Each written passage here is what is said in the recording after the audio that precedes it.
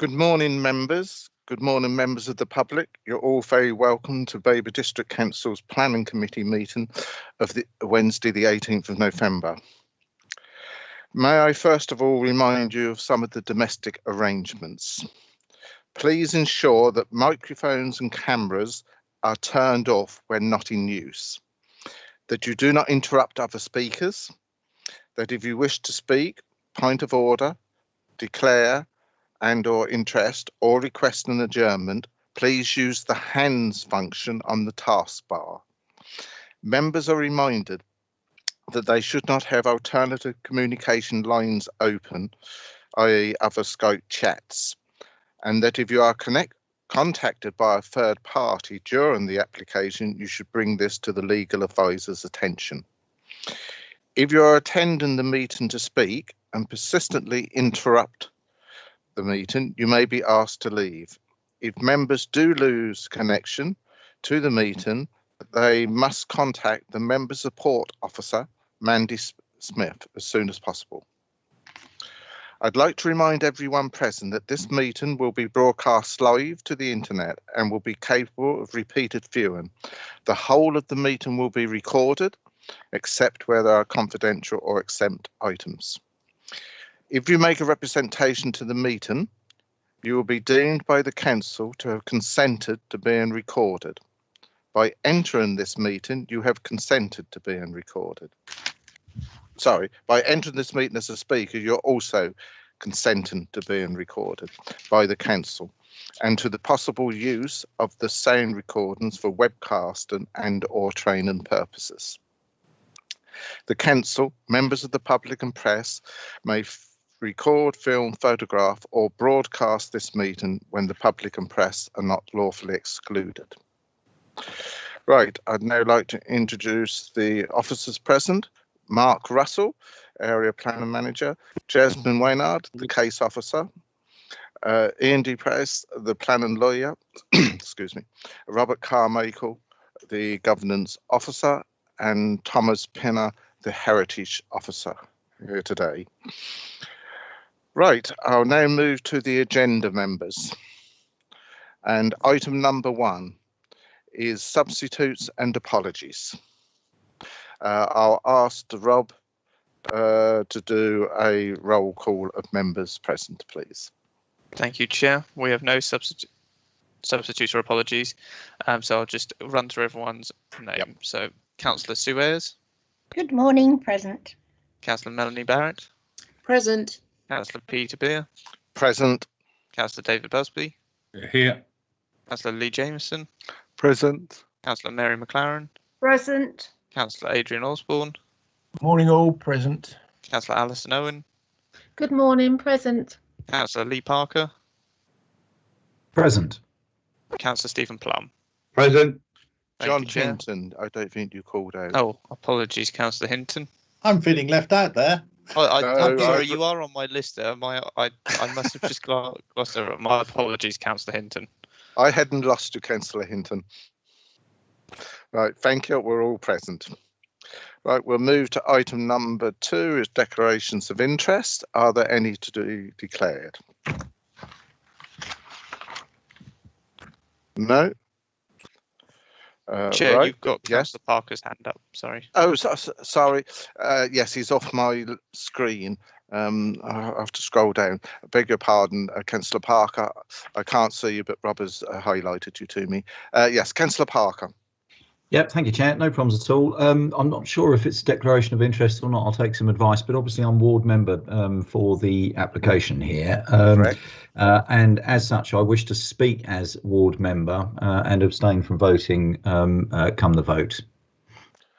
Right, so that means you will only take part when I ask the ward member to, if they wish to speak, and if you do, you will have up to 5 minutes in which to address the committee.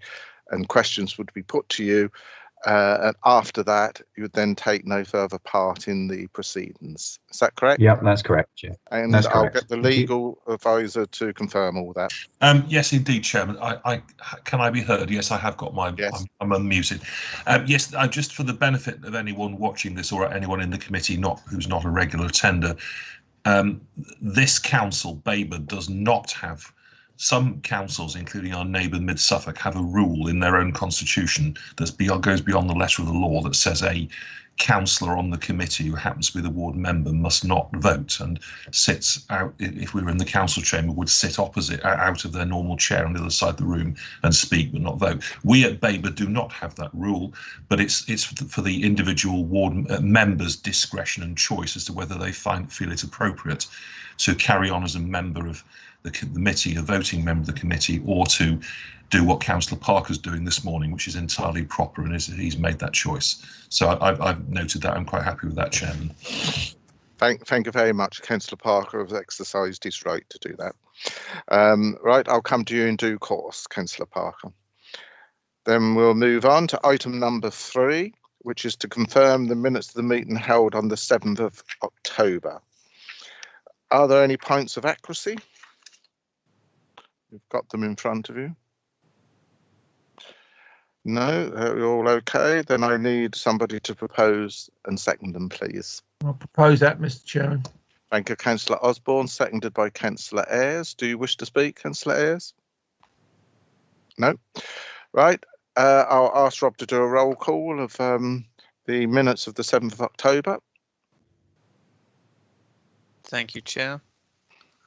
So if members could please respond with for, against or abstain. So Councillor Sue Ayres. For. Councillor Melanie Barrett. For. Councillor Peter Beer. For. Councillor David Busby. For. Councillor John Hinton. For. Councillor Lee Jameson. For. Councillor Mary McLaren. For. Councillor Adrian Osborne. For. Councillor Alison Owen. For. Councillor Lee Parker. For. And Councillor Stephen Plum. For. Thank you, Chair. That is unanimously carried. Thank you very much. Then they are approved and they'll be signed at the next practical opportunity that I have to sign them. Right, we'll move on to item number 4. Which is to confirm the minutes of the meeting held on the 4th of November. These were circulated yesterday, members, so hopefully you've had time to have a look. Is there anything that you wish to, of accuracy that you wish to find out from it? No, you're all happy. Then I need a proposer and a seconder, please. Councillor Ayres, you proposed. And Councillor Owen, your second, do you wish to speak? No. And no one else? No other hands gone up that I can see? Right, then I'll ask for a roll call to approve the minutes of the 4th of November. Rob? Thank you, Chair. So if members could please respond with for, against or abstain. Councillor Sue Ayres. For. Councillor Melanie Barrett. For. Councillor Peter Beer. For. Councillor David Busby. For. Councillor John Hinton. Councillor Hinton. When the buttons work, for. Thank you, Councillor. Councillor Lee Jameson. For. Councillor Mary McLaren. For. Councillor Adrian Osborne. For. Councillor Alison Owen. For. Councillor Lee Parker. For. Councillor Stephen Plum. For. Thank you, Chair. Again, that is unanimously carried. Thank you very much. And again, members, these have been signed at the next practical opportunity. Thank you. We'll move on to item number 5, which is to receive any notifications of petitions. Robert, have you anything to report? None received, Chair. Thank you very much. We'll move on to item number 6, which is a standard on our agenda, site inspections. Officers, are there any site inspections? I have to ask you. Mark? Yeah, it's the usual, Chair. We're still not doing them. Thank you very much. And members? None. Thank you very much. Right, we don't have any, so we can now move on to item number 7, which is a plan and application for determination. It's on page 13, and I'll ask Jasmine Wymark, the case officer, to introduce this application to the committee. Over to you. Thank you, Chair, and good morning, members. I'll just get up my screen so you can see it. Yep, good.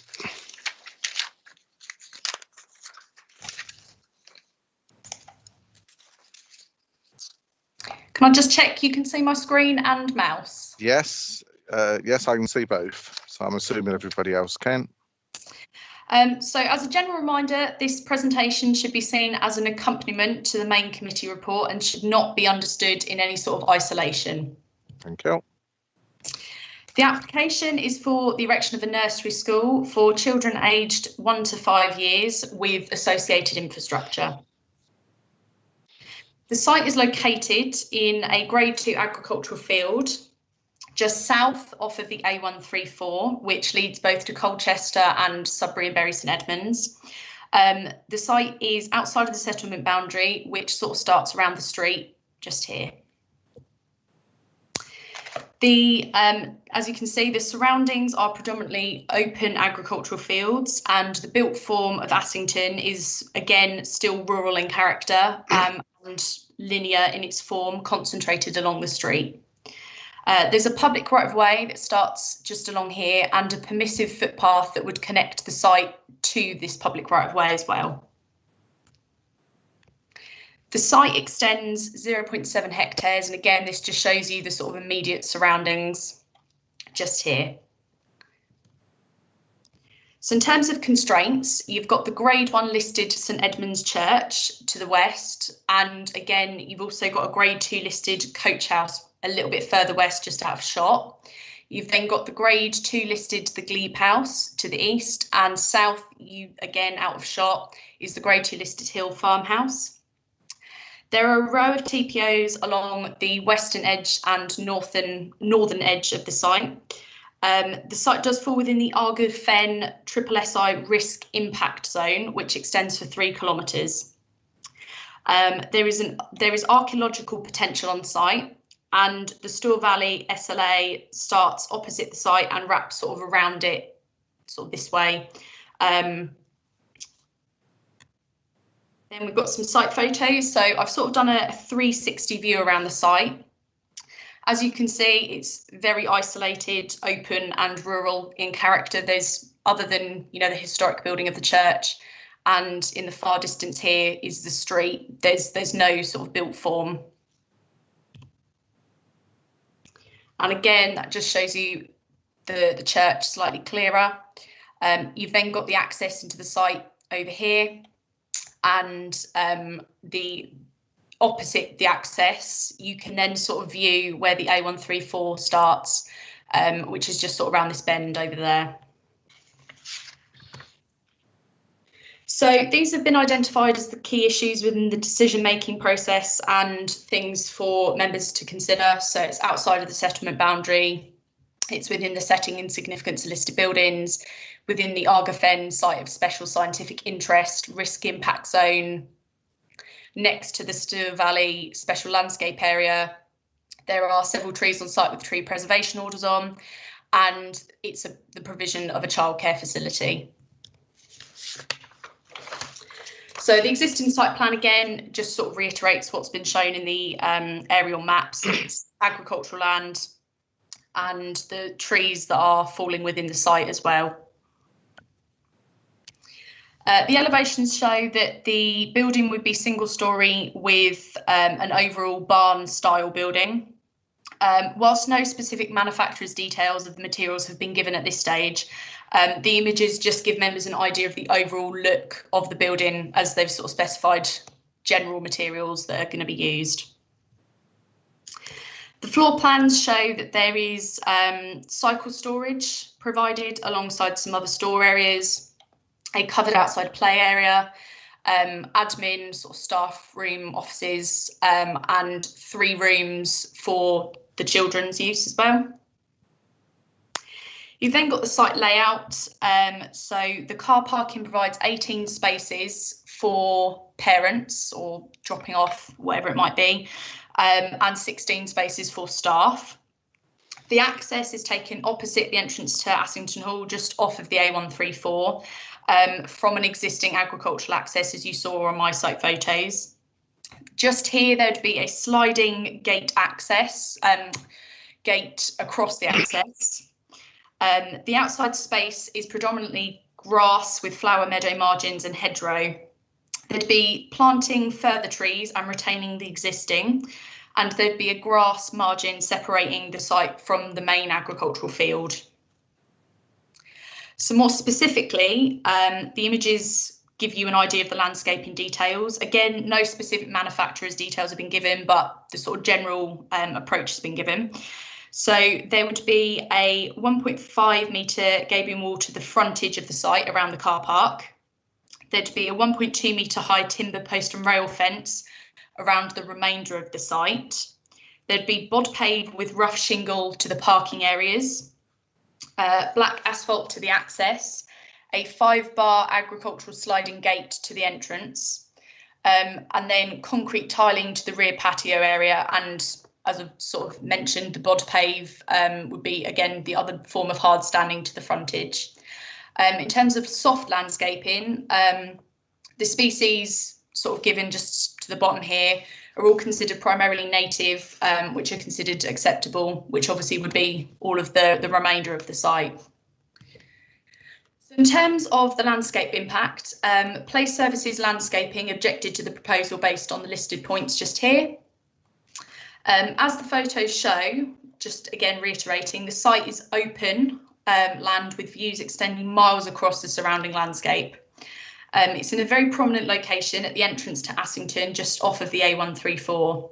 It would be the only modern building that is not connected to agricultural use within the immediate locality, because we've got sort of the built form along the street, and then the historic church and the glebe house sort of to one of the other sides as well. And there are listed buildings all within the settlement boundary. It's in a higher level in comparison to the remainder of the field. You can see it slightly falls, and it would stand out significantly in the wider views of the area, which further supports the arguments around the setting of heritage assets, which I'll come on to. So the Assington Neighbourhood Plan currently has limited weight, but these two policies that I've listed here are the most relevant to identifying how important the landscape is within the locality. Policy 12 identifies the site as being in a landscape sensitive area. Policy 13 identifies views which should be protected. So the specific one relating to the site is view 4, which again extends across this field, just over here. The views and landscape are key themes that run throughout the plan, including being referenced in other policies, such as policy 17 and 19, which relate to heritage assets and design considerations. The plan currently has limited weight, as I've said. However, its direction strongly supports the findings of both Place Services Landscaping and the Heritage team, who both conclude the proposed development would be located in a highly sensitive area, disrupting the overall undeveloped countryside location, which is intrinsic to the setting of 3 nearby listed buildings and the overall character of Assington. So Natural England and Place Services Ecology have identified that if foul water is to be discharged other than to a main sewer, there could be the potential to detrimentally affect the nearby SSI, which is Argafen just here. It doesn't have to be right next door to the SSI, as I sort of mentioned earlier, to have an impact. Natural England have an impact risk zone, which extends 3 kilometres sort of in all directions around the SSI. Details were submitted late and are on the table papers. We can't confirm at this stage whether they are acceptable details, as it will require further consultation with Natural England and Ecology, but they are going to be reassessed. So there are 4 TPOs on the western edge of the site, which I've shown in some site photos here, which are the ones of concern. There are also 2 to the north of the site, but are less of concern. So the council's arboricultural officer raised significant concerns that the nursery school use involving children aged 1 to 5 could conflict with the mature trees on site. The trees have large canopies, as you can see, and their age means they are more likely to have dead wood, which would fall on site. There's been insufficient consideration and justification which would demonstrate that these trees have been duly considered in the design of the scheme and what this actually means in practical terms. It's been proposed that they could fence around the trees, but this was not considered adequate, and pruning of the trees at any point throughout the lifetime of the development would not be considered acceptable either, based on the fact it could undermine the value and health of these trees. Most of the trees in the locality, as you might have seen on the constraints map and around this entrance into Assington, are protected by tree preservation orders, which again further reiterates their value to the wider landscape. The photos show the extent of the canopies, and I'm not sure if you can sort of see, but when I've been out on site, there's actually some wood that's already fallen and branches, and they sort of scatter beyond this canopy further over. So just to show you the exact locations of the nearby listed buildings, you've got the Grade 1 listed Church of St Edmund, you've got the Grade 2 listed Coach House, Grade 2 listed Hill Farmhouse, and Grade 2 listed the Glebe House. The site sits very centrally within these listed buildings and their sort of setting as well. So in terms of the heritage harm, the council's heritage team has identified harm at 3 different levels in regards to 3 different impacts. So you've got a low to medium level of less than substantial harm to the undeveloped setting and important view and the historic relationship with the glebe house of the Church of St Edmund. A low level of less than substantial harm to the glebe house's historic relationship with the church, and a very low level of less than substantial harm to the undeveloped agricultural setting of Hill Farmhouse.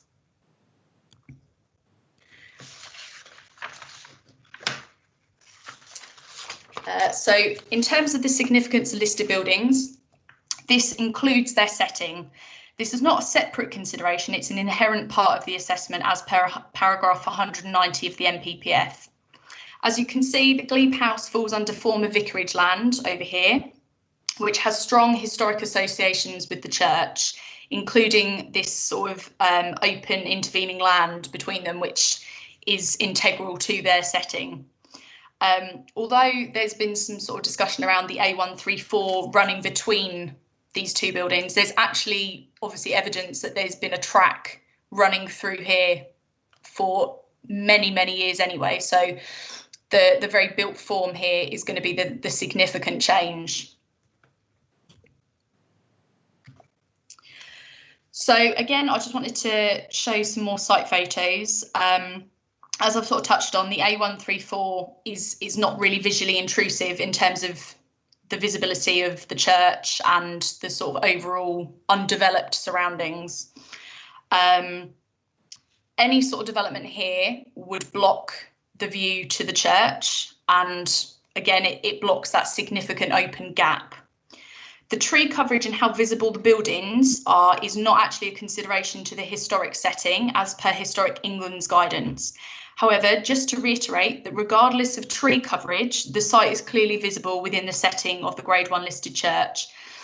So I've provided 2 photos from the same location during different times of the year, just so you can see the different levels of coverage and the fact that the church, regardless of whether we consider visibility of them as part of their setting, it isn't, but just so you can sort of appreciate that it is going to still be visible regardless. So in terms of the heritage scales, no harm is an opportunity that you could approve it with no balance needed. Then on the sliding scale, the harm that has been identified under this proposal is somewhere between the yellow and the orange, which is refuse unless public benefits outweigh the heritage harm. Red then basically means things along the lines of demolition of listed buildings. So obviously that's why it's not substantial harm in this case. However, all less than substantial harm requires public benefit balancing regardless of the level that has been identified of that less than substantial harm.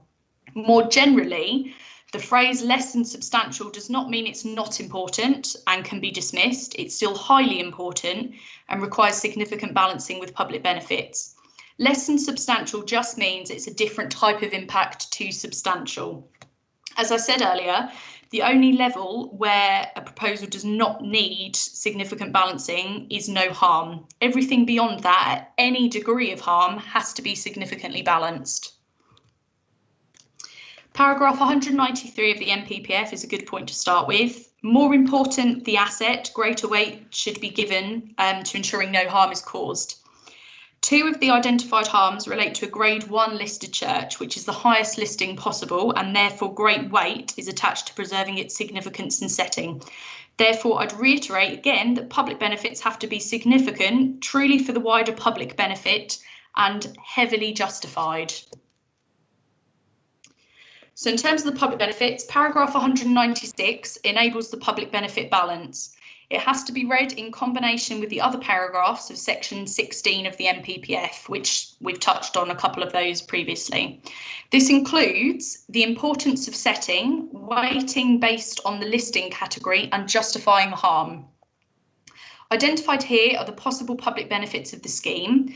These are then weighed against the reasons that officers believe justify a refusal. So 4 is the retention of 14 existing jobs, which are already within the district. There is the potential but no guarantee for 4 additional jobs and 2 apprenticeships, and the provision of a childcare facility. Against this, it's not considered a school under the NPPF, and therefore the NPPF does not automatically support it as a public benefit as it would do with a school. It's a private childcare facility and it's not accessible for all. Therefore, it's not a wider public benefit. Not just heritage issues to be considered, there are other impacts that weigh against the proposal. There are other locations that could accommodate the development within the locality without such harm. There's no reasonable justification why this has to be located on this site specifically.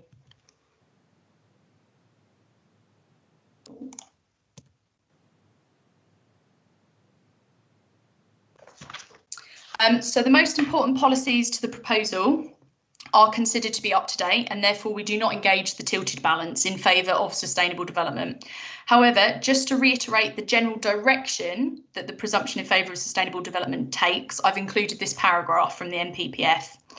The presumption therefore does not apply automatically where protected assets, including SSSIs and listed buildings, are affected in any way. So in conclusion, there's been no sufficient justification for the nursery to be in this location specifically. Therefore, there's no justification for the harm that's being caused. The argument that it has been difficult to locate other suitable sites and that they are being evicted from their current premises, again, does not address why the nursery has to be located on this site specifically. Furthermore, the parish council have indicated they would be willing to assist in this matter to help the nursery find a premises or suitable site. Notably, the nursery wasn't based in Assington originally, and there are a range of surrounding villages as well that could be more suitable. The recommendation presented to members is therefore one of refusal based on the listed reasons here. Thank you for listening. Thank you. Right. There's an echo. I think it's because you've got the screen up. Can you take that down? Yep, bear with me. Just stop presenting. Thank you. Members may want to come to that in a moment. Right. Members, is there any points that you'd like clarified by the case officer? I've got one just to kick off. You referred 2 or 3 times to 3 kilometres. I think this was to Argafen or the Bluebell Wood, as I knew it growing up. And 1.6 miles. Is 3 kilometres 1.6 miles? 3 kilometres is slightly more than 1.6 miles, so it's within that risk impact zone, basically. Right. It's just that you gave. I can in my mind work out 1.6 miles. I can't 3 kilometres. So I think it's important. So it's about 1.8 then miles, you would say. Bear with me because I can probably just work it out. Oh, lovely. If you could, that would be helpful. Chair, the 3 kilometres is a 3 kilometre consultation zone. So anything 3 kilometres out from Argafen would be consulted on. That's why there was a reference to 3 kilometres. Right, thank you. I just want to know what 3 kilometres was in miles. Chair, it is 1.8 miles thereabout. That's what I thought. Thank you. Thank you very much. Members, is any? Oh yes, Councillor Barrett. Thank you, Chair. You meant Jasmine. Morning. You mentioned in your summary of the factors against that there was limited public access to the nursery provision because it's a private nursery, but families are eligible for free childcare. I think that's available to everyone. So surely that is accessible for all. Can you clarify that? Thank you, Councillor Barrett. In terms of, we do acknowledge that, you know, families are entitled to free childcare, but I suppose it's really to reiterate that it's not the same as being a school. There isn't like a specific catchment area or, you know, any, I suppose with, you know, Suffolk County Council with their education, obviously they have to find everyone a suitable school to attend, and that usually has sort of a catchment area. Whereas with the private nursery facility, it's sort of, I suppose, a case of parents have to put themselves on waiting lists and bits and pieces like that. That's sort of where that presentation point was going.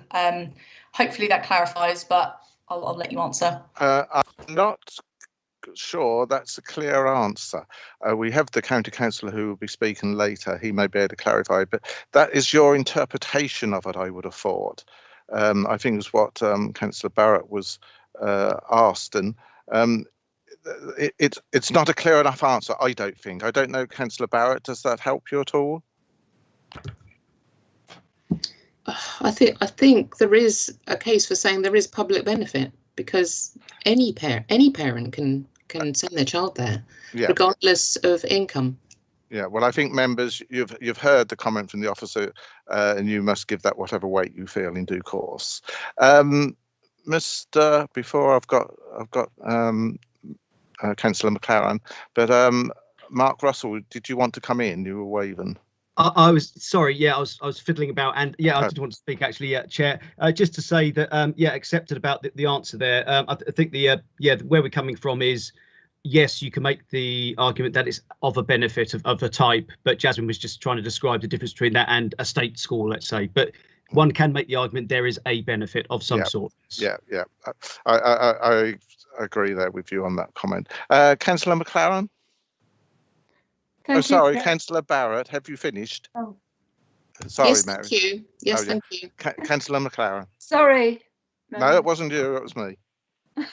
Thank you, Chair. Jasmine, nowhere on the paper I'm trying to assess the traffic impact. I couldn't find how many nursery places would be filled on any one day. Is that number available? I noticed 16 parking spaces for visitors, but I couldn't see how many nursery places. I don't believe that's something I have put in the report, and it's not something that I have at hand. It might be something to ask the nursery owner, who I believe is going to be speaking later. I'll do that. The second question, Jasmine, where there was a public comment that there was no shortage of nursery school places. I was just wondering how that is calculated on an area basis. That's something I don't really know a lot about.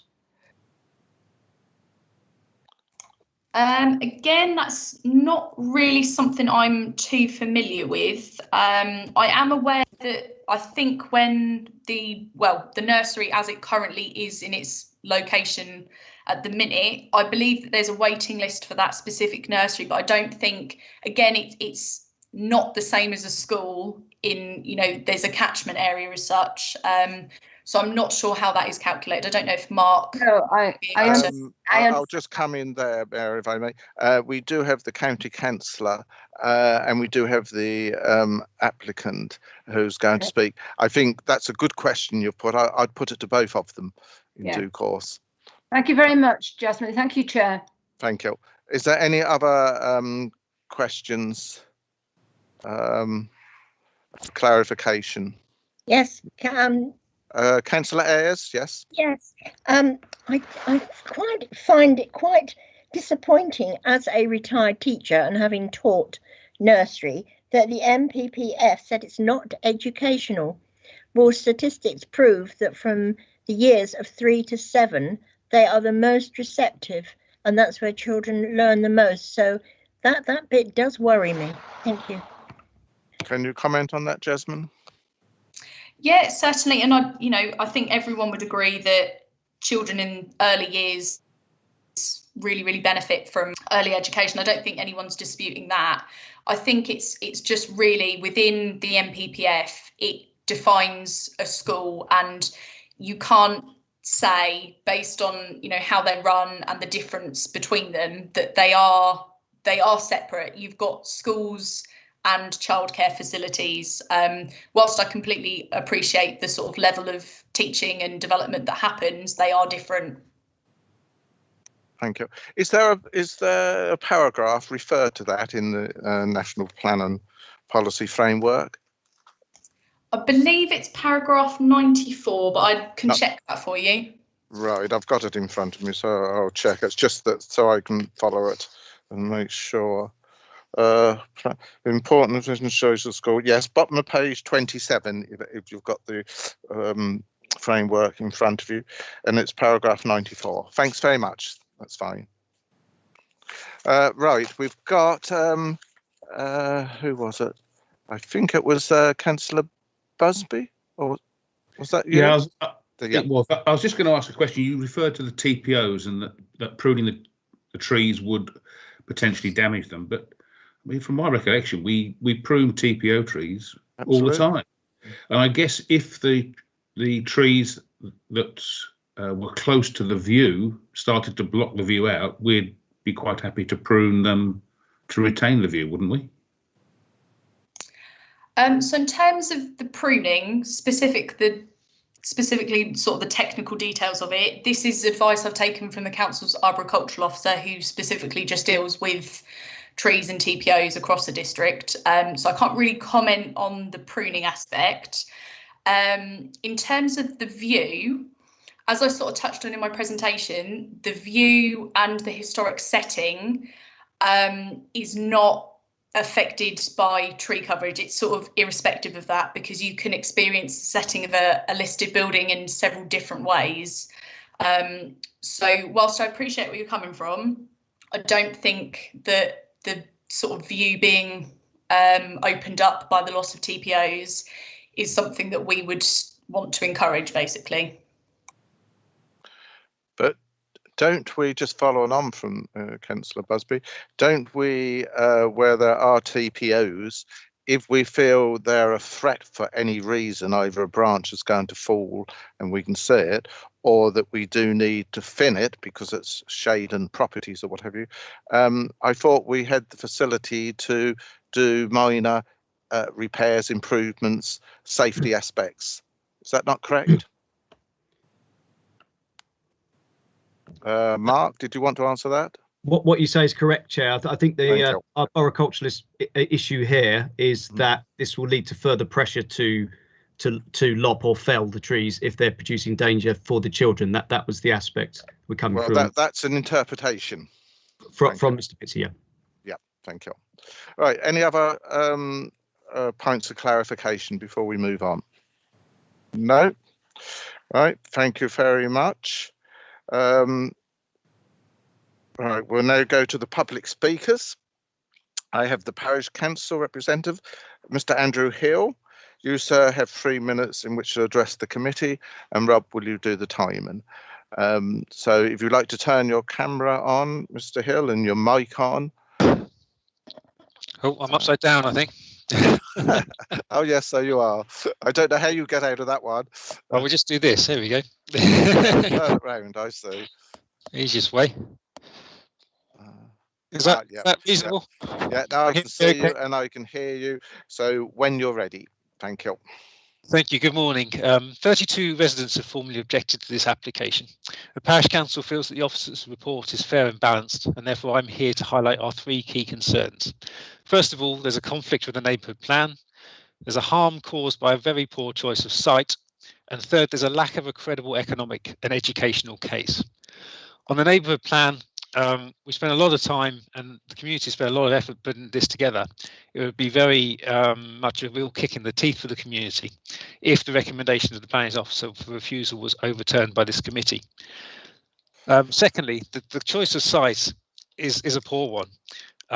The application site is in open countryside, visible from a number of public footpaths and enjoyed by thousands of people as they travel on the 134. The officer makes clear it's in an elevated position, so it impacts across the village over a wide area. The heritage team makes very clear that the application will cause permanent, irrevocable harm to the setting of the 15th century St Edmund's Church. I also would like to go back to the agricultural officer's point that it is an unsafe site for parents and children. Only recently we had high winds and the whole site was scattered with large branches. So in all likelihood, those trees would have to be felled. Of the consultees consulted, that means that Suffolk Highways, Place Services, the Heritage Team, Suffolk Preservation Society, Natural England and the Tree Officer all have concerns and objections to this site. The main voice in favour is the Economic Development Team and the educational side of things, and I'll speak on that topic now. This is clearly a superb business with an outstanding Ofsted rating. It's a valuable asset to the education of our children and the ability of parents to work. I think it is accessible to lots of people. It surprised us to read that the Economic Development Team has been unable to find a suitable location for this business. So we made our own inquiries into what the research team had conducted when approached by this business seeking to relocate. It turns out the Economic Development Team only searches for the business's specific requirement. In this case, the search was for a dream location, an open rural countryside site, but near a main road. Clearly, that's a difficult thing to find, and they weren't able to at this particular moment in time.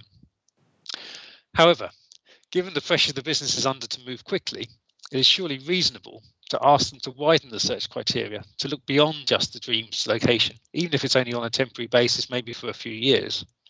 If you do this, you quickly find, as you might expect in a recession, that there are a number of suitable properties in Hadley and Sudbury in particular.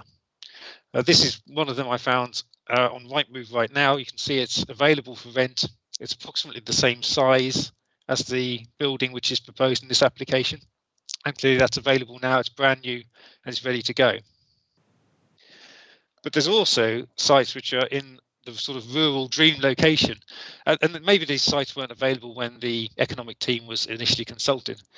But here's one, for example, in Liston. That is time, Chair. Just outside Long Melford. Thank you very much, Mr. Hill. I'll see if there's any questions for you. I've just got one. The first picture that you held up, where was that? I heard you say the other one was Long Melford, but where was the first one? The first one is in Hadley. Thank you. That's fine. So it's, okay. It's more sustainable for transport, and there's a local population where people can walk to the site. Thank you. You've answered my question. Members, any questions for clarification to Mr. Hill? Councillor Ayres, followed by Councillor Busby. Yes, thank you, Chair. I just wondered, I think was it either 32 or 34, Mr. Hill, of people that objected, but I believe the population is 402 of Assington. So I just wondered about those figures. Thank you. The population of 402 includes children, of course. So therefore, 32 people represents something like 15%, I would say, of the adult population. And bear in mind that you have to put your home address publicly on the internet in order to make an objection. To do so is a substantial undertaking for people, and there's a lot of people who are very reluctant to do it. Thank you. So that number is extremely high. Thank you. Councillor Busby. Yeah, any of these sites that you going to suggest that they have instead of this one, are any of them in Assington? I wish, I desperately wish that we were able to find one in Assington, because clearly that would negate the sort of NIMBY approach that we just want it out of our backyard. It's absolutely not the case. There may well be a site in Assington coming available in the near future, but at the moment there isn't. However, there's one in Hadley, there's one in Liston. These are both local. Any other questions? Yes, no. I just. Sorry, who's that? It's Adrian. Okay, Councillor Osborne. Yep. Sorry. Yeah, I see your hand now at somewhere else. Yeah, I'd just like to continue with the comment that Councillor Busby made, and I very much like the attitude that you had about finding another. You've always said that you would be able to find somewhere else for them if they came to you. You have a local plan coming around. Surely within your local plan you should be able to actually get that to a position where that land would be available. It does sound to me like you are being NIMBY, I'm afraid. Can you highlight one in your local neighbourhood plan, or have you done so? I think is the question. I mean, it's not a short answer to that question. I mean, clearly, the local neighbourhood plan makes the ability for a business or a nursery to come into our parish. Unfortunately, this nursery did not approach the parish council and did not look at the neighbourhood plan. If they had done so, we would happily have worked with them to find a site. Now, so I think the question, I'm sorry, because it is questions too for clarification. Is there a site highlighted in the neighbourhood plan, is what I think Councillor Osborne is asking. For a nursery school. Yeah. Part of the process of the neighbourhood plan is to identify the needs of the village, and a nursery school was not identified at that stage, and we had no knowledge that this nursery school needed a home.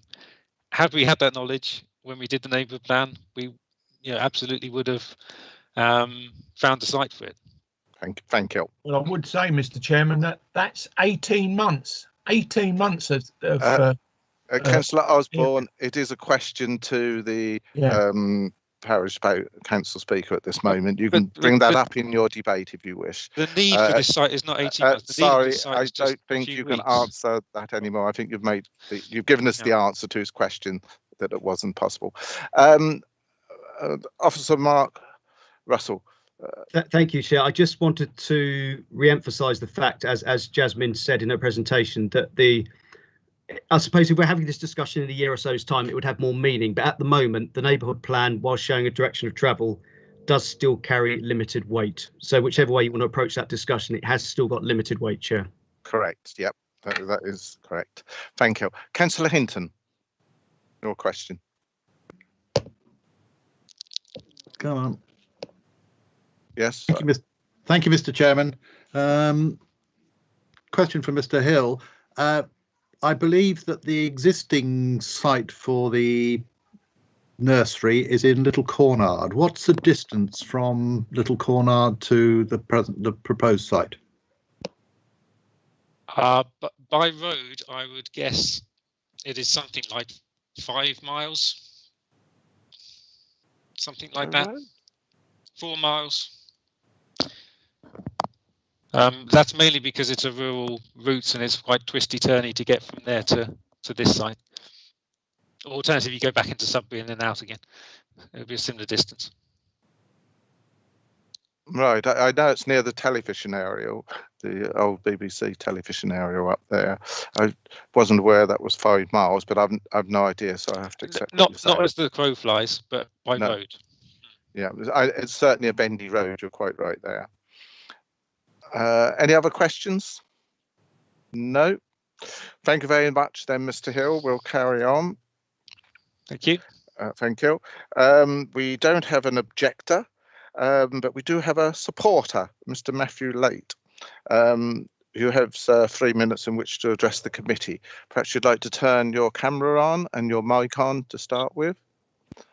I'll see if I can Anyone hear me? I can hear you. I can't see you yet. All right. I do have my camera on. Yep. Yeah. There you are, Mr. Matthew Late. Yep.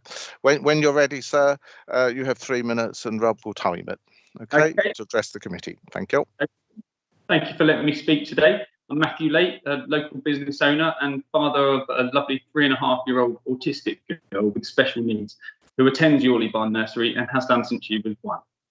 A little bit of backstory to understand my points a bit better. We were aware our daughter was autistic when we started looking at a nursery for her and wanted naturally to find the best environment for her that would cater for her specific needs. We looked at many. Surprising to me at the time, Yorley was the only nursery we found that had an ethos that fit our requirements. Forest schools, environmental play areas, and as much outdoor learning as possible seemed perfect for my daughter's sometimes obsessive fascination with all things nature. So off she went. As some of you may know, raising a young child with special needs can sometimes be an emotional, sometimes scary, sometimes worrying thing to do. You worry about everything, the milestones she's failing to meet, and what the future may or may not have in store for her. We needed help. We joined and are still members of many council-funded and charitable support groups that would help Aria achieve her maximum potential, but never knew that Yorley Barn would quickly become our primary point of support in all areas. They took Aria under their wing, trained their staff to where they needed to be, and like all children that attend, took time to understand her as an individual and build strong relationships that have in turn produced huge improvements to her early development and social skills that have far exceeded ours and her paediatrician's expectations. Like all children, Aria suffered massively in lockdown. With the change in her routine and the now near non-existent social interaction with her peers, Aria had regressed in a big way. She would become extremely distressed with being in close proximity to other young children, among many other issues. Working closely with Yorley, we've been able to get my daughter back to far exceeding our expectations again. This is solely down to the hard work, patience and professional dedication that the staff have put into their work every day. I believe Yorley Barn is one of a kind. I believe that Aria's short story is a success story for children with special needs and for all children preparing to start their school life. Yorley Barn provides vital support for local families, and to give them the opportunity to offer their services to more young children living in the area is extremely important and makes a real difference in people's lives. They should be given all the help possible to achieve that. And on behalf of all the parents and all the children at Yorley Barn, I implore you to make the right decision and to support the planning and to please give them that opportunity. Any positive impact it's going to have will far outweigh any negative things that you have received, I'm sure. Thank you, sir, for that comments. Members, is there any points of clarification that you'd like to ask the supporter? Any hands up? No. Thank you very much for that. Thank you. We'll move on. Right, we still don't have an objector, so I will now ask the applicant, Donna Page, to speak. You also have 3 minutes in which to address the committee. Perhaps, Mr. Lee, you'd turn your camera off. Thank you. Donna Page? Hello. Hello. I can't see you yet. My camera's on. Right. Don't know why you haven't appeared on our screen. Rob, can you help?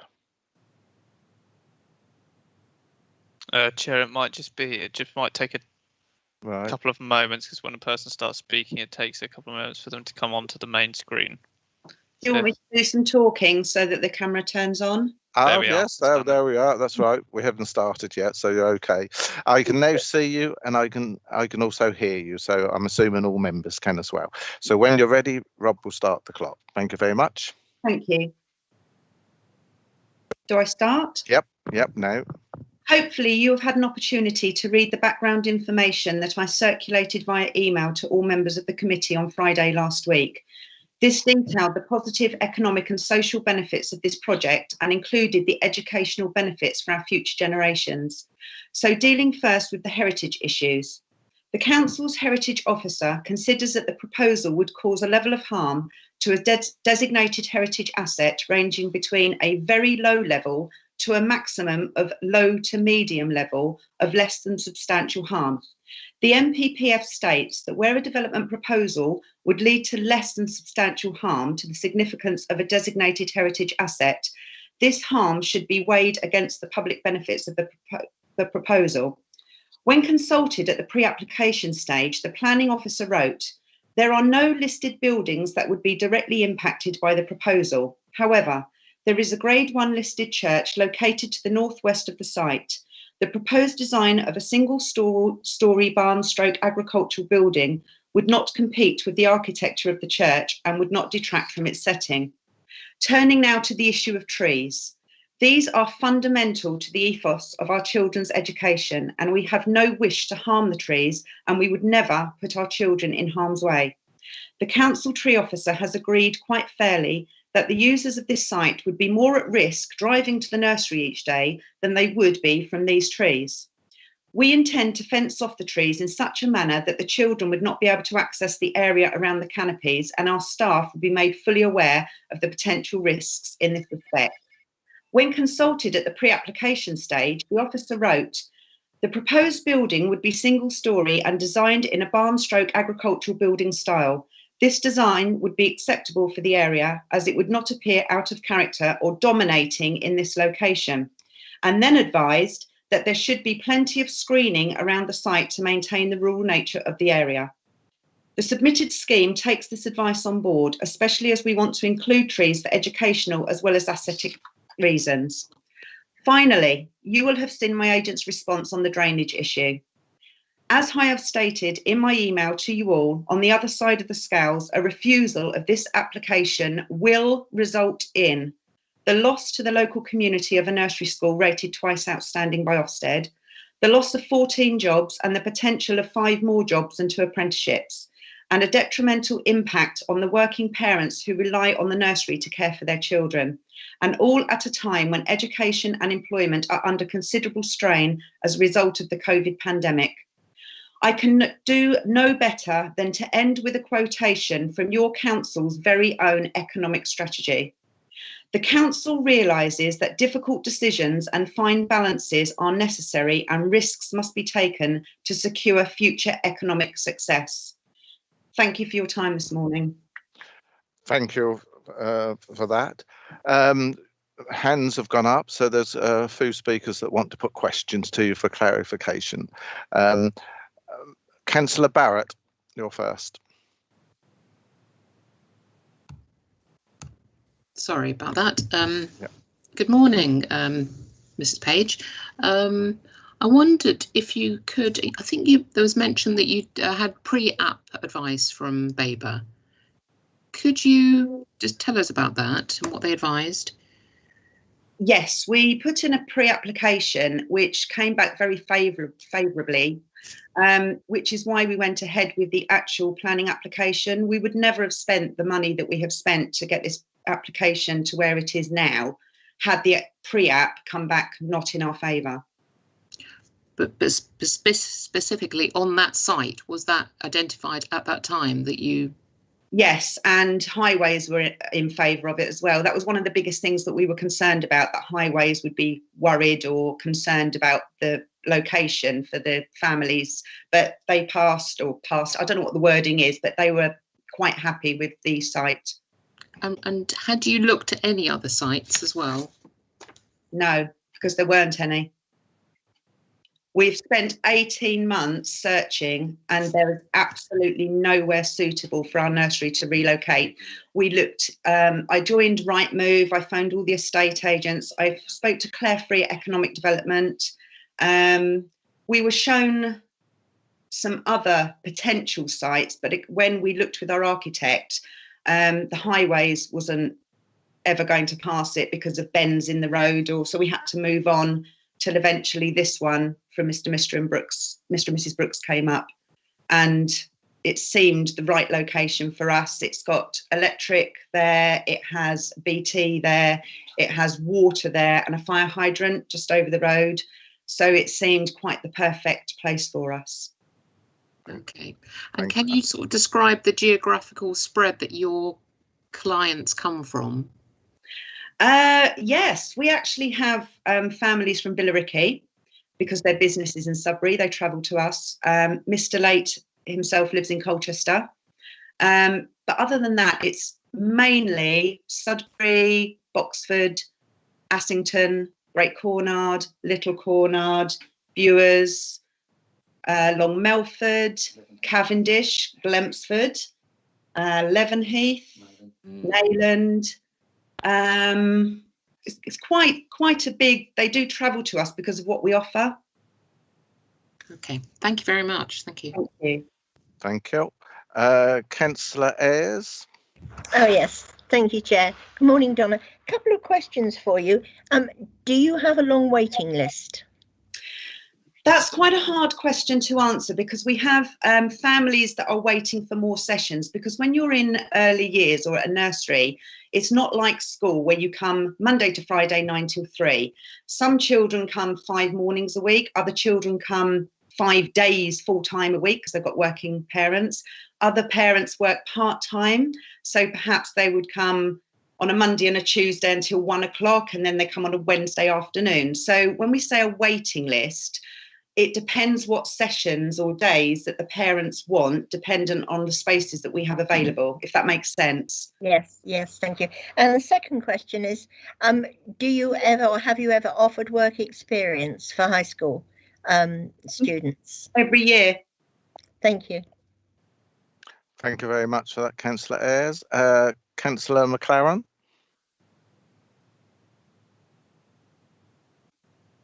Thank you, Chair. Donna, I asked a question earlier and it was referred to you. So how many each day, how many children are actually attending the nursery? Because I mean, obviously there's a wide age range, isn't there? So there'll be babies as well. Yes, so we currently have 2 rooms. Our baby room is 1 to 2 year olds, and when they turn 2, they go up into the nursery room 2 to 5. In the baby room, we can have a maximum of 6, and we do have a waiting list for the baby room. We take from the age of 1 when mum's maternity leave finishes and they go back to work. In the nursery room, the 2 to 5s, we can have 30 a day. But that's morning and afternoon. So we could have different children in the morning to what we have in the afternoon. If children go home at lunchtime and then the afternoon children join, or we have children staying all day. So a maximum of 30. And yes, we do have a waiting list on most days for either the morning or the afternoon. I looked at the car parking spaces that you had, and I was just trying to work out how well used, or people coming and going all the time, presumably. So we have first drop off is at 8 o'clock in the morning for our breakfast club for the working families. Then the next drop off is at 9:15. So perhaps after they've dropped their school children off and bringing their younger siblings to us for 9:15 start. Then some children will go home at 12:15 or 1 o'clock, depending if they stay for lunch club. And then other children might turn up at 1 and go home at 4 o'clock. Okay. Thank you very much. The last question I've got for you. At this stage of your application, have you included Ofsted in any discussions? Are you registered with Ofsted, or? Yes, you have to be registered with Ofsted to provide childcare. We're twice outstanding provision with Ofsted. And are they aware that you are moving your premises? Not at the moment, no, because there's nothing to tell them yet. Okay, thank you very much. Thank you, Donna. Thank you, Chair. Thank you. Councillor Jemison. Hello, good morning. If this application gets approval this morning, obviously it's going to take some time before the new site is prepared and built and ready. So how long have you got left in your current location? How long before you have to get out? And we are a year over our eviction date, but our landlord has very kindly and understandably, because then COVID hit, being patient with us. So we're actually on a rolling month-to-month lease contract with him at the moment. He wants us out. I understand that, but at the same time, he's being patient with us and just allowing us to stay month on month at the moment. So do you any ideas at all how long it would take before you would be able to move into the new premises? If I had my way, we'd be in January, but that's not realistic. So I would say if we were to get approval with the builder that we've already currently been talking to and working with on the ideas, I would hope that we would be in September next year if we were able to get it up that quickly. Okay, great, thanks. Thank you. Any other questions or clarification? I can't see any more hands up. No, thank you very much. Then we'll move on. Members, we now have the County Councillor, Councillor James Finch. You, sir, also have 3 minutes in which to address the committee, and I'll see if there's any questions at the end of it. Perhaps, Donna, you can turn your camera off, and could Councillor James Finch turn his camera on and mic, please? Good morning, Mr. Chairman, and good morning, councillors. Suffolk County Council oversees the provision of early years learning in the whole of Suffolk. I'm therefore here to only comment on the importance of early years provision in the area. I'll start by referring to a joint study from the Universities of London, Oxford and Nottingham called The Effective Provision of Preschool Education, EPPE. This study demonstrated the positive effects of high quality preschool provision on children's intellectual and social behavioural development. 3 of the many findings of the study were: attending a preschool compared to none enhances all-round development, duration of attendance and an earlier start under 3 years is related to better intellectual development, disadvantaged children benefit significantly from good quality preschool experiences, especially when they are with a mixture of children from different social backgrounds. Why do I say this? I was surprised to read in the report there was not a perceived need in the Ashington ward. Here are the up-to-date statistics for my officers in the County Council for the Assington area. 1, there are only 2 early years providers today. 1 full-time, which is Yawley Barn, 36 places for 41 hours a week. The only full-time provision offering working parents the 30 hours government funding scheme. And then the other one is a part-time 18 hours provision in Leavenheath, only 3 days a week. Quality of provision. Yawley Barn is a proven provider with 12 years of operation. As we've heard, it has an outstanding Ofsted rating following 2 inspections. And the school setting has provided high quality early education and childcare. So it's education and childcare in this area for 12 years. As we've heard, the nursery school alongside the County Council and the Babergh Economic Development Partner have been trying to find a site for 18 months. We've been told by the applicant the nursery school could close if this application is not successful. May I remind you, the Childcare Act of 2006, Section 6, places a duty on English local authorities to secure sufficient childcare for working parents. Section 6 of the Act defines sufficient childcare as sufficient to meet the requirements of parents in the area who require childcare in order to enable them to take up or remain in work. In this area, the County Council's told me there's a deficit of 32 places in this area, with a forecast of 10 needed for next year. If Yawley Barn is not allowed to continue, there therefore would be potentially a deficit of over 70 places in the immediate area. The new facility will remain still the only suitable facility for working parents in the area. That is time, Mr. Chairman, can I conclude? Does the public benefit of this application outweigh any harm to the few identified heritage assets? Your time is now up. Thank you. Members, is there any questions that you wish to put to Councillor Finch for clarification? Any hands? No. Thank you very much. Yeah, Councillor Ayres, we've got a question for Councillor Finch. Yes, thank you, Councillor Finch. I'm intrigued about the fact that Matthew Late said his child had quite severe disabilities. How important do you think it is for the integration of the special needs children with the other children in this sort of development? Obviously, they had a very good Ofsted, but how do you feel about that? Well, thank you, Councillor Ayres. Can I just say, the study I referred to at the beginning of my presentation said very clearly disadvantaged children benefit significantly from good quality preschool experiences, and especially so when they are with a mixture of children from different social backgrounds. Thank you. Any other questions, anybody? No.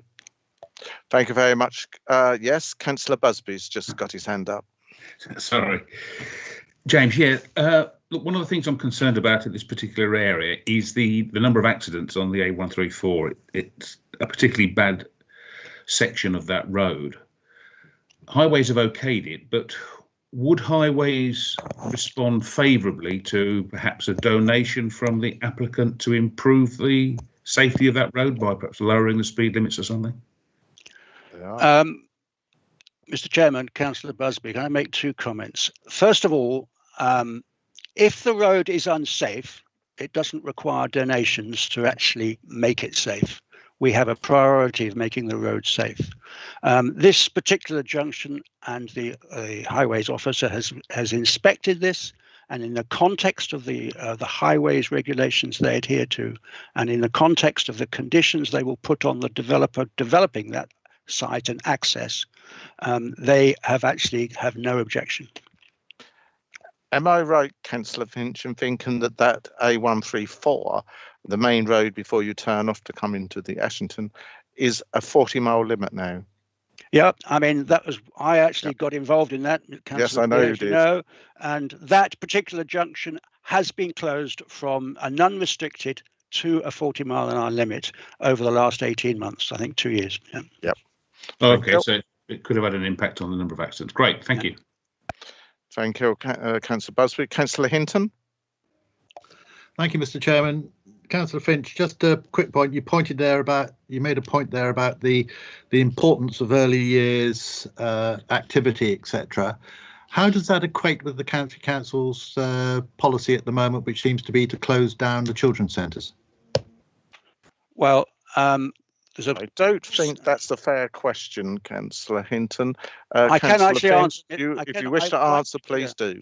I think you have to differentiate between closing down buildings and closing for provision. The County Council is not closing and stopping provision. It is actually closing some buildings and facilitating that, and actually putting the money that's saved by closing the buildings will put into more provision specifically to those in need in the specific areas throughout the county. Thank you. Any other questions? No, there's no hands up. Thank you, Councillor Finch. We'll now move on to the local ward member, which is Councillor Lee Parker. You, sir, have 5 minutes in which to address the committee. Thank you. Super job, Chair. Thank you very much. Members, as ward member, I hope I can give colleagues a good insight as anybody into the specific pressures that surround this application, and I hope I can do so with balance and fairness to all parties. It occurs to me there are 4 areas of concern at play, those being heritage, location, an emerging neighbourhood plan, and economic considerations. Our officer's report explains adequately the reasons for her recommendation, and it will be for members to undertake the balancing exercise in interpreting any public benefit that might exist. It is, however, interesting to see the differing conclusions reached by our own heritage officers and the heritage report submitted on behalf of the applicant. It's a conundrum that this committee faces regularly, same circumstances, but different interpretation of public benefit. The arboricultural report, however, does raise some issues around TPOs that don't appear to be adequately addressed. However, whilst the technical reasons for the recommendation are adequately described, I believe there are significant other matters at play that members will need to consider in their deliberations. On the one hand, an established business already located in the ward now seeking an approval that it states is paramount to its very survival. On the other, a community that has strived and worked tirelessly over the last 2 years constructing a neighbourhood plan that gives a steer clear as to the future development of the parish, a plan which is at odds with the proposal before us. As a passionate advocate of the neighbourhood planning process, I'm delighted that all 4 parishes within my ward are well on the way to establishing their own plans. Assington are the furthest ahead in that process, and their plan is currently undergoing independent examination. The parish council are under no illusions as to the limited weight that can be afforded to an emerging plan, but similarly, it can't be dismissed with no weight. This committee is increasingly relying on those plans that have been formally adopted to inform the decisions that we come to. Although Assington's plan can only be afforded very limited weight, I do ask members to give due consideration to the content of it. Assington Parish Council are not opposed to Yawley Barn locating within the village, and indeed they have been at pains to say that if an alternative site could be located, they would seek to actively accommodate the school. It's just that this application site is contrary to a number of imminent plan policies. It carries limited weight, but the policies contained within it are ostensibly the policies that will likely be adopted. So, Mr. Chairman, we ask our communities to engage in the neighbourhood planning process. Are we to allow that process to fail for Assington at the first hurdle? But what of the applicant themselves? Yawley Barn is a well-established and well-respected nursery school founded nearly 12 years ago. It's situated at Little Cornard, the neighbouring village to Assington. It employs 14 people and is rated outstanding by Ofsted. In 2019, the landlord of the premises that Yawley Barn currently occupy gave notice to vacate. Since then, the owners have sought alternative premises to either rent or to purchase for themselves. My understanding is that after a number of false starts at the location, Mrs. Page came to a provisional agreement with the landowners of the site that is now being proposed. Pre-application advice was sought, and the application we have before us was submitted. Assington Parish Council have objected to the proposal for the reasons stated previously, and the common thread amongst residents seems to be that the precise siting at this particular location is less than desirable. But herein lies the nub of the problem. Whilst objectors claim the scheme may well be supported at an alternative location, no alternative location has been found. That's not to say it doesn't exist, but it hasn't been found. Yawley Barn has invested a substantial sum of money pursuing this site as 1, they have no alternative, and 2, the imminent threat of closure of the school as a commercial venture is real. The current landlord at Little Cornard is also a constituent. He's granted a stay of execution during the COVID crisis, and indeed, should members be minded to support this application, will allow time for the school to complete the development, but he does now require the return of his premises. So I can be absolutely clear to members, Chair, he has informed me that should members be minded to support our officer's recommendation for refusal, he will be insisting on the return of the current building. It's almost certain under those circumstances that the school will have to close, with the loss of both employment and school places. As a committee member, I therefore contend, unlike our officer, that there is a significant public and economic benefit to be weighed against the reasons given for refusal. Mr. Chairman, as ever, I trust this committee to undertake a hearty debate and to come to its decision, whatever that might be, with all of the facts taken into consideration. And I'll be glad to take any questions, Chair. Thank you. Thank you, Councillor Parker. Members, have you any questions for Councillor Parker? Councillor Busby, your hand's up first. Lee, hi, good morning. Are you aware of any sites in your area that could potentially be used as an alternative? I'm not aware of any sites, Councillor Busby, no. And indeed, as part of the representation that the Economic Development team made, they in turn contacted me in March of this year to ask if I were aware of any sites, and made tentative representations. But to answer your question directly, I'm not aware of any alternative sites that are immediately available. No. Okay, thank you. Thank you. Any other question? Councillor Ayres. Thank you, Chair. Good morning, Lee.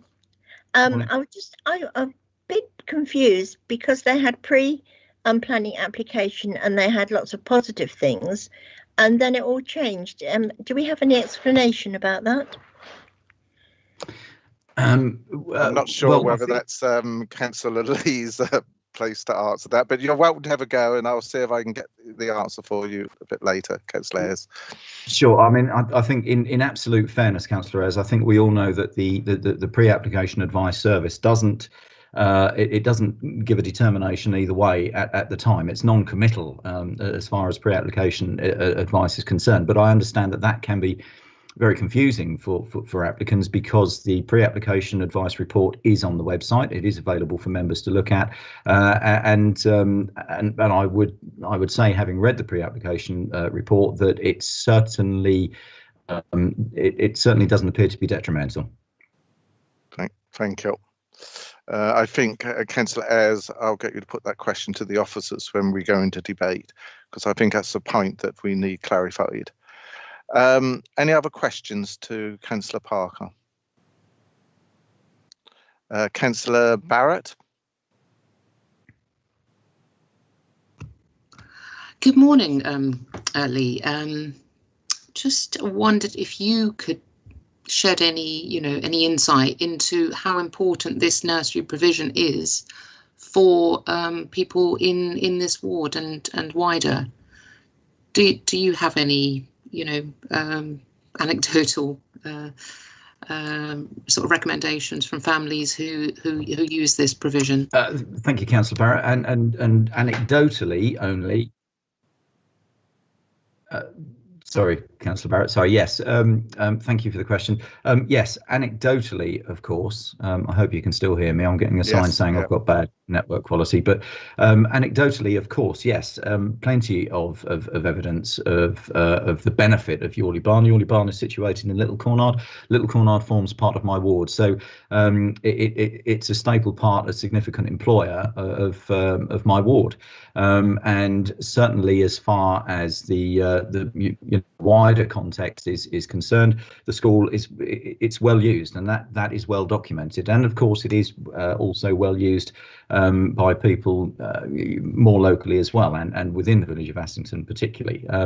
So yeah, it's a significant contributor locally to education and to all things good, Councillor Barrett. Thank you. Thank you. Any other questions? I can't see any more hands going up, so I'll take that as okay. No one else put their hands up. Thank you, Councillor Parker. We will now move on into debate. Members, it's now up for discussion, and Councillor Ayres, I'll come to you to put that question about the pre-application advice to the officers. Councillor Ayres. Thank you, Chair. Yes, I just found that it's so strange. Could you explain, was it a different officer? Could you please explain what happened there? Thank you. Yeah, I think what you're trying to say is that whilst pre-application advice doesn't come down on one side or the other, I'm assuming, I would assume that if the planning officer felt this was definitely out of order or not likely to be supported, they would have made that very clear in the early days. Is that what you're saying? Yes, absolutely. Thank you. Right. I don't know, Mark, whether yes, you want to come in on this one, I think. Yeah, I'll answer that. I mean, there are no two ways about it. That the pre-app lightly touched the issue of heritage and then didn't go far enough, to be quite blunt with you. It's reached the view, and actually on a map you could sort of understand why somebody might reach the view that there's a certain distance from the church, therefore probably not an issue. But actually it is an issue, and our esteemed heritage colleagues, when they were consulted, said actually look at this view of the church from the glebe house, that's important. So the pre-application had that piece of information missing from our end. I think we should have gone deeper at that point, and that's probably where we've got the conflict now. But we are not tied to pre-application advice, apart from the fact it doesn't look good if we seem to bring something new up later on. We as an authority are not tied to that advice. So I just wanted to make that clear, Chair. Thank you. Thank you. Chairman, I'm sorry, very sorry to butt in on Councillor Ayres, but may I just briefly add, as a matter of law, I think, and this is well understood by people in the development industry, pre-application advice is always understood to be without prejudice and subject to consultation. Those 2 points are always made, aren't they, Mark? Mr. Russell, I believe, to and anyone who asks for it. Yeah. I mean, I do know. I mean, sometimes when we receive a pre-application request, we might decide we really ought to consult highways at the county because access or maybe such a fundamental issue. But in this case, the planning officer themselves assessed the heritage as best they could. Is that right at the time? Yeah, a fleeting assessment of the fact the church was nearby, and in this case, I think we have to say it didn't go far enough with that exploration of that issue. And I think, you know, on another day, one would have actually encouraged heritage input and asked the applicant to pay for heritage advice as well, but it didn't happen. So that's how we've got to where we are now, Chair. Right, thank you. Right, we're in debate. Any other comments? Councillor Barrett.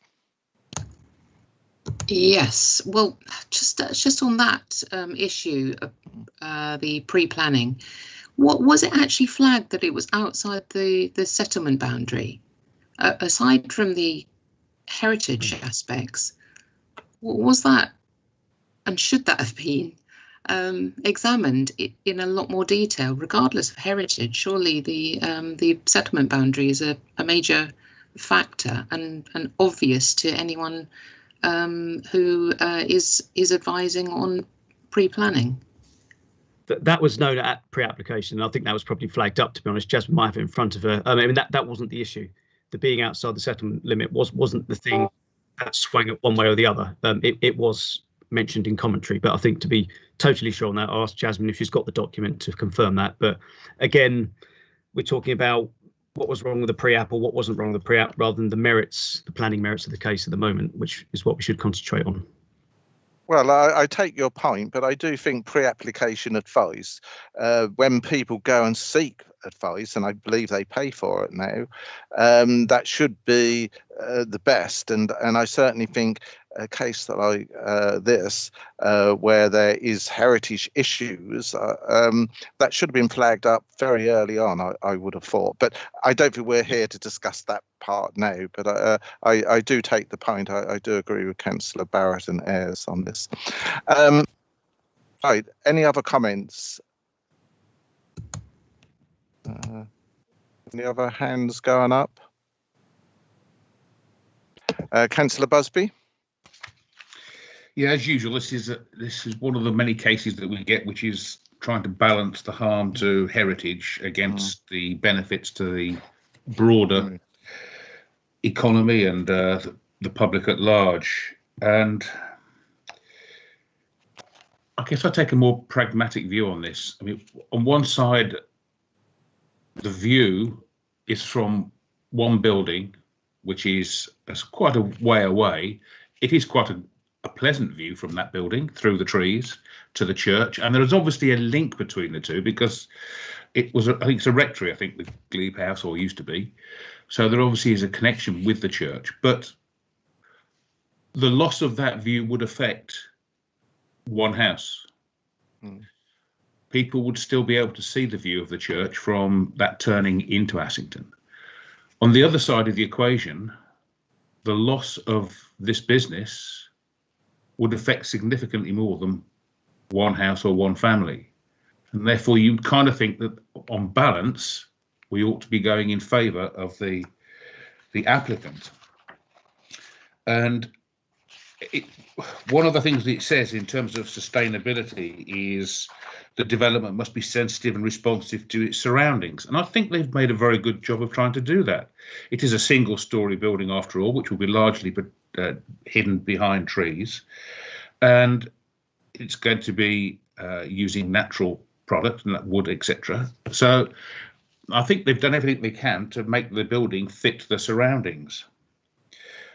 One of the things that makes me smile is on page 27, we talk about the potential loss of grade 2 agricultural land, where we talk about losing 0.7 hectares.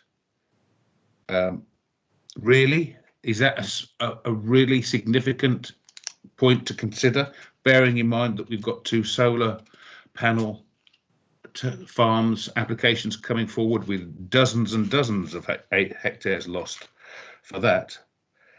So I think on balance, I'm veering towards the applicant rather than the protection of the heritage. Thank you, Councillor Busby. I've got, I believe it's Thomas Pinner, the Heritage Officer. I think it's your hand that's gone up. Is that correct? Yes, it is. Yeah. Chair. I think you'd like to comment on what you've heard from Councillor Busby and perhaps Yes, others. I just wanted to Yep. address. If you Councillor put your Busby's point camera on, the- please. Oh, Yep. sorry. I think Good it's on. morning. Yes. Now. Oh, I recognise you. Yep. Chair, sorry, I think Yep. Jasmine may want to put some slides up to look at again while Thomas is talking here. Is that okay? Well, let's see what Thomas has to say Okay. first. Okay. Yes, I just wanted to address That the. confuses the echoes the comments. Yep. Yeah, I just wanted to address the point on the view, and in terms of what the view it is that I think is harmed, is not just a static view from the vicarage, the glebe house, but is the view you experience as you travel along the A1 and 3-4, heading north, and from the side road to the east as well. So it's a public view that anyone travelling along that road can experience. And while I think there is also harm to the relationship between glebe house and the church in terms of the view itself and how that's harmed, it is a public view. It's not just a case of just the owner of the glebe house experiencing that view. Thank you. Councillor Busby, you wanted to come back on that? Yeah, thanks. I understand what you're saying, Thomas. Is that the only, if you're driving along the A134, is that the only view of the church that you get, that one particular slot through the trees, or can you see it as you drive further along? I mean, you see it as you drive further along towards Sudbury. Yeah. Yes, Is that I correct? mean, Yep. you get various points at which you can see the church as you travel along that route. You don't, I mean, in terms of other directions, it's less visible approaching from the north, approaching from the Sudbury direction, or approaching from Assington. But it is more than just a kind of a very narrow view. There is a sort of range as you're moving. You see it for a little while. Okay. Thank you. Thank you. Any other questions? Any other comments, members? I can't see any hands going up. Councillor Barrett.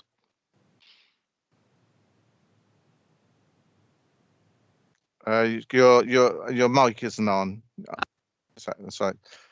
No, you're still off. You're still off. That's it. Got it now. Got it now. As Councillor Busby has said, thank you for sort of introducing the difficult job we have of weighing up, and I think it's a good summary actually of some of the pertinent issues that we have to deal with, of the loss of view. But for me, that is a very fleeting view of the church as you drive. I did live nearby. I'm used to that view emerging to the left as you drive towards Sudbury. It is a fleeting view, and it is mostly in the winter when the leaves aren't on the trees. So I don't think that outweighs the benefit of the nursery, as we've the issue of quality education is a factor here. It is rated outstanding. That's not an easy category to attain through Ofsted. So to achieve that twice, I think that must be taken into account. And the number of places. It's not just an insignificant small nursery. It's quite it offers wraparound care really for parents to maintain their jobs, and also the sympathetic buildings seem to offer as good a solution as you could with a modern building. I'm sure they would settle in time. In terms of the trees and the branches and the risk, I don't know. For me, wouldn't those children be inside if there was high winds anyway? So I think the risk is very low actually. Although the trees do look, they're a widespreading canopy. So I am leaning towards sort of thinking that the public benefits available outweigh the harm. But I'll be interested to hear how this develops and if others want to speak. Thank you. I do have 2 others. I've got Councillor Osborne followed by Councillor Hinton. Councillor Osborne. Yep. Thank you, Mr. Chairman. Thank you very much. Yes, I thoroughly agree with Councillor Barrett and Councillor Busby on this one. I too believe that the loss of staff and the economic benefit of the nursery and the well-being of the children and their parents, that the public advantage outweighs those of the heritage. And I find that an extraordinary comment to be made by a heritage officer who is saying that you should be going along the A134 looking at heritage churches.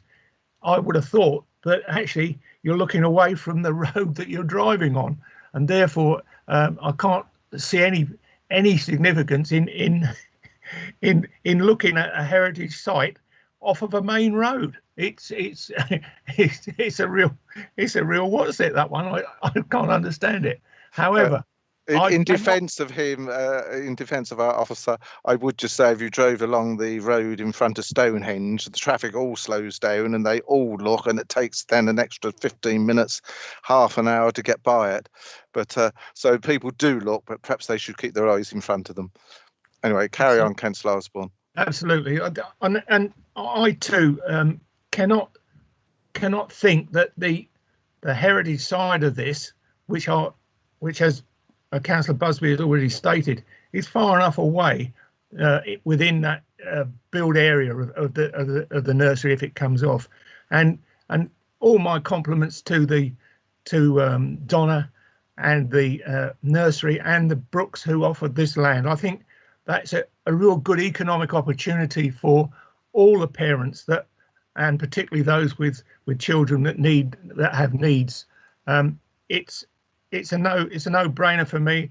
I'm afraid the whole thing, the public advantage outweighs the harm caused by this, and I will be supporting the applicant's agreement on having this application go forward as an approval. Thank you. Nothing's been proposed yet, Councillor Osborne. No, I quite understand that, but that's where I stand anyway. Thank you. I've got Councillor Hinton. Thank you, Mr. Chairman. I'll put the camera on and hope that the broadband holds up. Yes, we can see you. Yeah, but it might not last long. That's the problem. As long as we can hear you, then. There is a dilemma here. This business, and let's face it, it is a business, obviously does supply a valuable service to sections of the community ranging across quite a wide area, including considerable numbers that aren't even in Suffolk. So it's a bit of a difficult one. At the same time, this council has just signed up to climate change emergencies and biodiversity approvals and all the rest of it. Yet here we are proposing to hard landscape part of the countryside in a fairly sensitive setting next to a footpath, and let's not forget it is close to 2 footpaths, a permissive one and a public footpath, which obviously provides views of the church as well, not just from the A134. The trees themselves are a biodiversity, and yet in other areas, and I know that this is where Councillor Busby will jump up and down, they do tend to get ignored and chopped down. We're in danger of being completely ambiguous in all our decisions. We don't seem to have any clear path as to what it is we actually want to do. This is a difficult one. The officers have made a considerable amount of case for the borderline aspects of it, if you like, and I think that it would be fairly dangerous for us to go against their recommendations on this particular application, considering all the other effects that might come along, bearing in mind that it is outside the built-up area boundary, it's in the countryside. there are considerable movements every day to and from it, as the owner of the business said. 30 children maximum at one time, but they change over all the time through the day. So there's considerable environmental pressure from that point of view. And we can't say that everybody's going to be running around in electric cars, because that's not always the case. So it's a difficult one, but I think the officers have probably got the balance about right. Thank you, Councillor Hinton. Councillor Plum.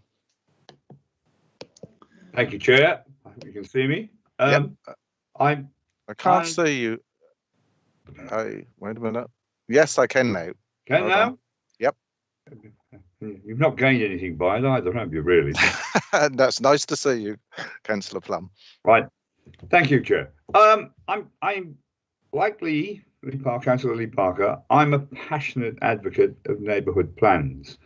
And I'm in the situation where this business, it is a business, as John Hinton has just emphasised, has been offered by the parish council assistance to find an alternative site.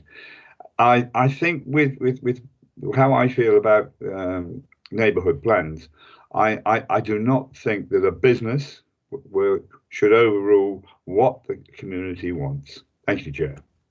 Thank you. Any other comments, members?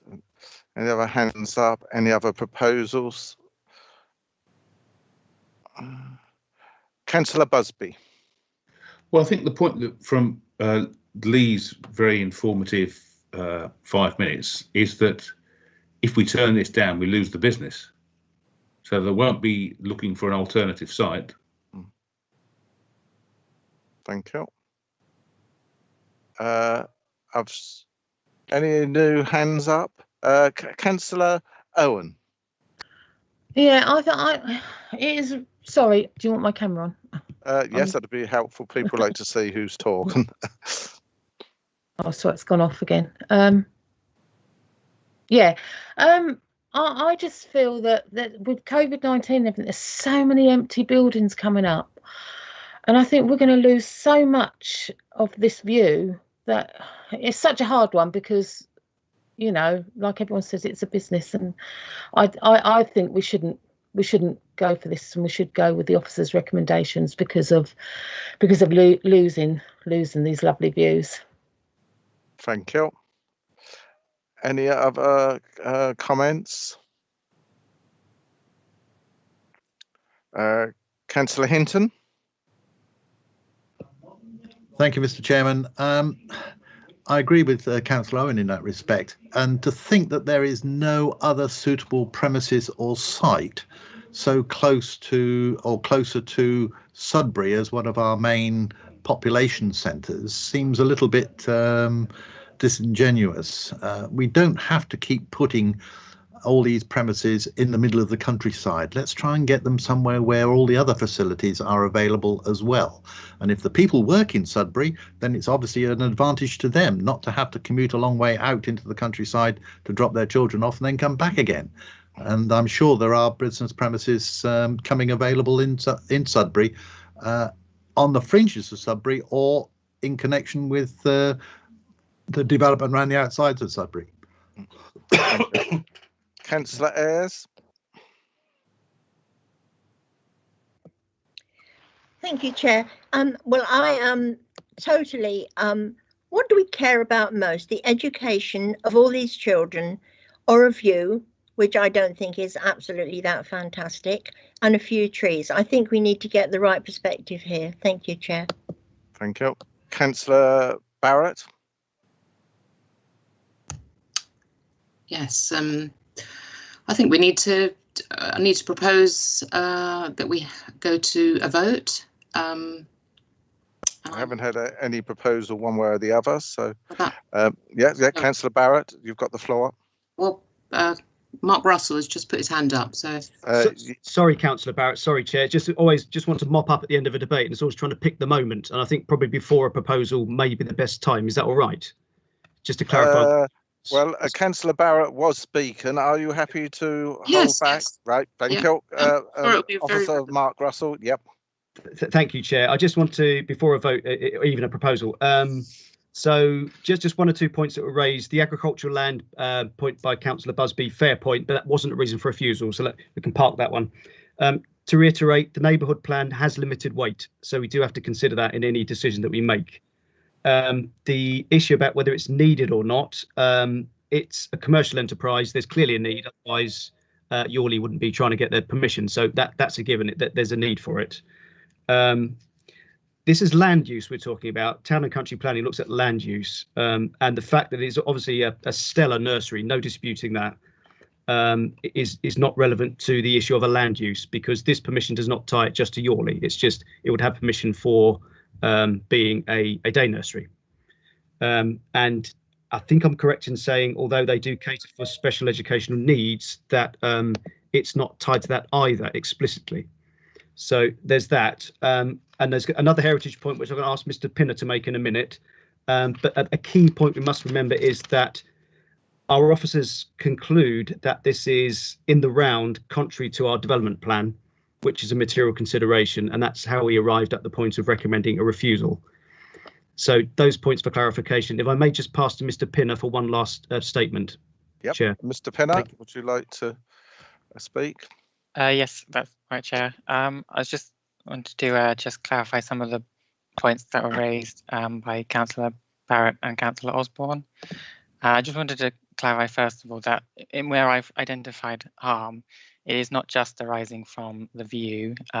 Setting encompasses more aspects than just views, and I had to highlight issues of undeveloped setting of the church and the vicarage, the glebe house, and also the potential erosion of tranquility. These are all things that they're not necessarily dependent upon on views existing at present or even in the future to still be harmful. And then just the point, I suppose, to go back to just the view aspect of it, I think I'm already convinced by the arguments that I think was put forward in the heritage response as well, that people on the A134 would be focusing on the road, because I think you still have to consider passengers in any vehicles. And also, I mean, there's potential for pedestrians to be using that. There is a post box on that junction. And also other points, I think it is important to consider what views would be like in winter, and also if vegetation cover is reduced, because there's no guarantee that it will remain for the long term. I mean, it's subject to natural processes of decay. So I just wanted to kind of just clarify those points, make sure they were obvious. Thank you. Thank you very much. Yes, I think they're all valid points, but I think it's fair. Members have travelled up and down that road in winter and summer, and most likely know the vegetation that's there or not there at any particular time. Councillor Barrett, I'm coming back to you now. Thank you. I don't think that changes my original. What I was saying was that we should move to a vote, and I'm going to propose that we approve this. We've got some on this committee. We've got some people who are very passionate about securing children's future and good outcomes from them, and also people who are passionate about heritage and landscape and those factors. And it's very difficult. I do need the reasons, benefits, and some of the comments you're making regarding. Okay. I think the benefit outweighs the harm. The benefit of securing this provision of childcare and nursery education in this location, because although we can foresee, moving it potentially being provided in a Sudbury or elsewhere, that's not meeting the needs of the local villages. And so I think it needs to be as close to its original location as possible. So I believe that is the fundamental issue, the benefit of securing the nursery provision to be local. Right, thank you. tell me. Yeah, I was just trying to look at the. I wrote down so many things as we were going through, but I think you were referring to page 27 of the National Plan and Policy. 94 and 97, I believe, was pointed out to us. Not 97, 90, 98. First of all, I better see if there's a seconder. Do I have a seconder? No, right, there's Councillor Busby, your hand's gone up. Yep. Yeah, I'm happy to second that, Chair. And did you want to help with any other reasons as to why? Well, I think it's primarily on the balance of harm versus benefit. One of the comments that was in the report is that whilst it is acknowledged that the nature of the forest nursery requires a rural setting, it is considered that as the district is primarily rural, there are more suitable places for such a facility. Well, where? If you're looking for a rural forest nursery, it is almost likely going to be in agricultural type setting. So this seems to be probably as good as we're going to get. So I just think it's an ideal place for this kind of setting, and they're doing the design is in harmony with what's around it, and therefore the benefit of the whole is greater than the potential harm. Thank you. I can't put it in numbers. No, thank you. Right, so I'd have a propose and a seconder. Any other comments to this? Councillor Plum, your hand is up. Sorry, Chair, just forgot to take it down. Right, okay. Officer Mark Russell, did you want to comment on what you've just heard from the proposer and seconder? Yes, Chair. It's just basically if it's moving towards Councillor Barrett's recommendation for approval, she's given some ideas about the themes, but if we could. I'm not being pernickety, but if somebody no, I realise that we would have to state because notwithstanding policy X, it complies with paragraph so and so and policy so and so.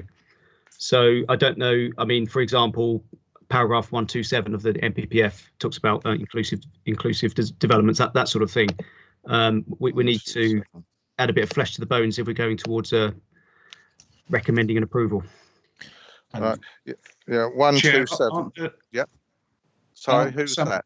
Policies relating to the economy that we can bring in. We seem to have got a lot of policies here that relate to residential stuff, but if we looked at the policies that are encouraging the economy in our area, then couldn't we use those? Okay. Yeah, I think that's quite acceptable. I think there was something in the 4 points that the officers had put forward was fallen trees within the site. And this was to do with branches and perhaps unsafe trees and what have you. But I would have thought that could have been picked up. There was offers made to fence around there or to keep children in high winds. Can that be picked up anywhere? I'd see we've got the legal advisor wants to come in. Yes. If I may, Chairman, yeah, please. I will. I think you need more help from Mark and Jasmine than me, but I can help you at this point by saying, go back to first principles. If this was the other way round, if you had a recommendation to approve and then we later had some kind of legal challenge, a court would assume that you had followed the officers.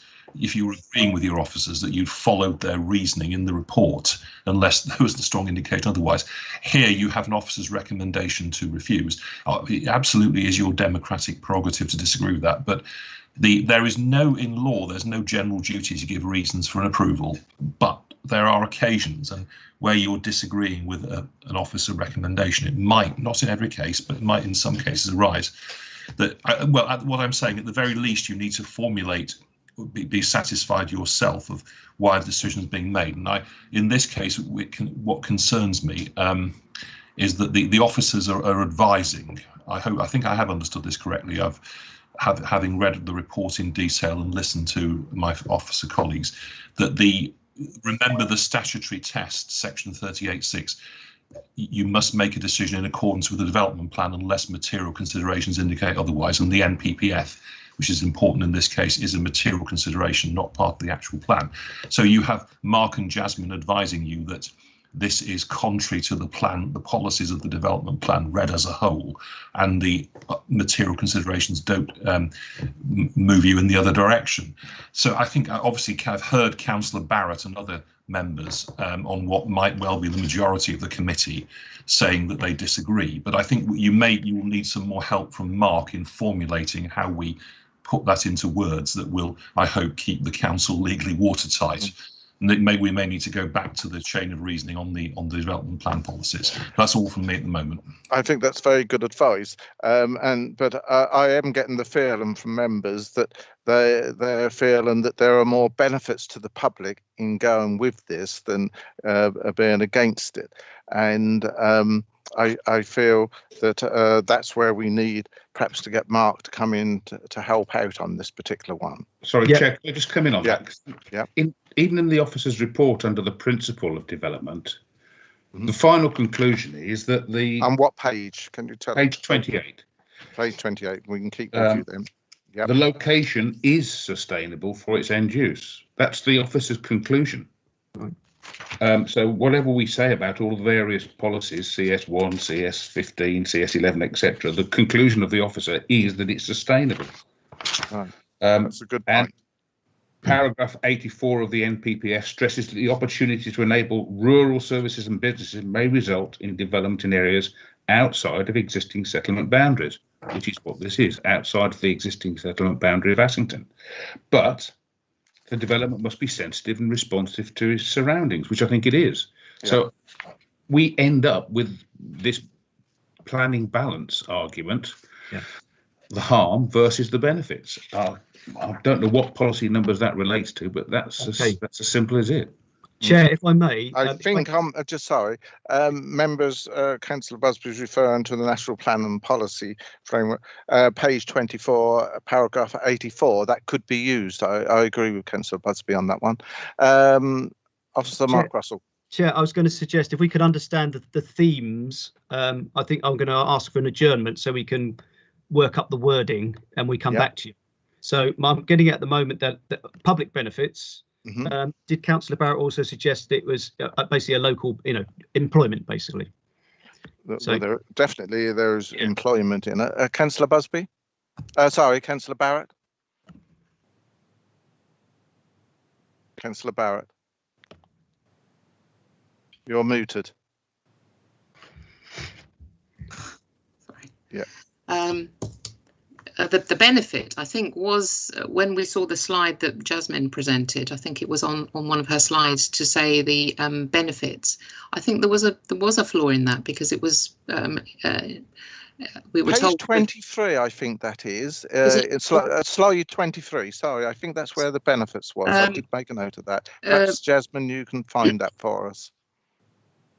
That's something I would dispute, that the assessment of the benefit being limited is not.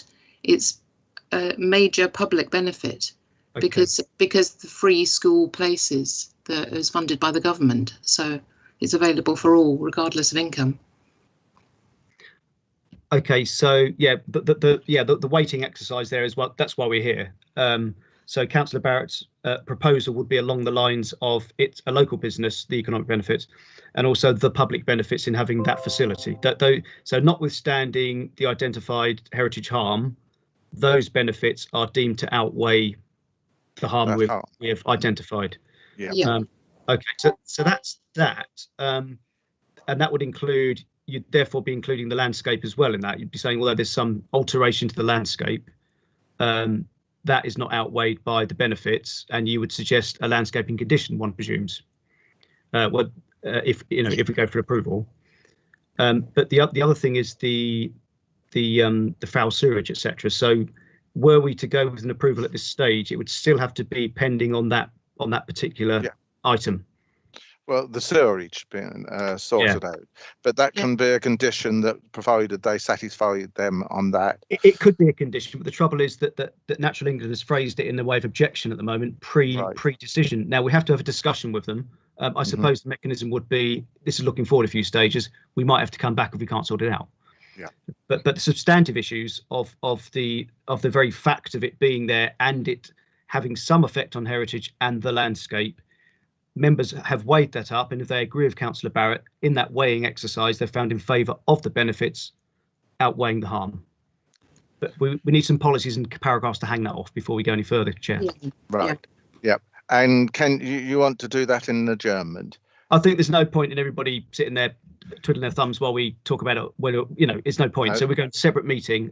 We're not going to try and undo the decision. No. It's just we're giving you the proper words to make the decision. Yeah. Well, going through, you're quite right, because as Councillor Busby said, paragraph 84 says a lot of what I think members are trying to say.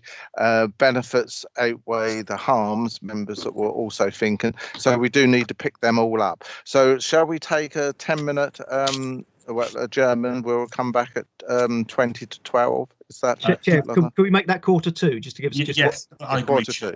Okay. Right, Chair, before we do that, could I just make a point about the fact that it's not in the neighbourhood plan and in our local plan? It's because these processes take quite a considerable amount of time, and this has come forward quite recently. Therefore, there's no reason. I mean, when you start a neighbourhood plan or a joint local plan, you don't think of every possibility. You can't think of every eventuality. Why would we in the joint local plan start to try and plan where children's centres should be, etc., etc.? It's too detailed for a generic local plan, and the local plan has to be flexible enough to cater for things that come forward at the last minute like this. Thank you. I think the officers have got the gist of what we're trying to do. They're going to go away, and members will all come back at 11:45, and we'll pick it up from there. Please don't discuss this or anything while we're in adjournment. Okay. So can I just ask Robert if he could stay on to help me, because I can't get something up on my other screen. I need a technical point. Thank you. Councillor, what I'll do is I'll leave you with Mandy, because I'm going to go and join Mr. Russell with the other meeting, I'm afraid, but Mandy or Claire will be Mandy and you will stay there. So I'll just say to members, just turn your mics and cameras off and then return at 11:45. Okay, thank you.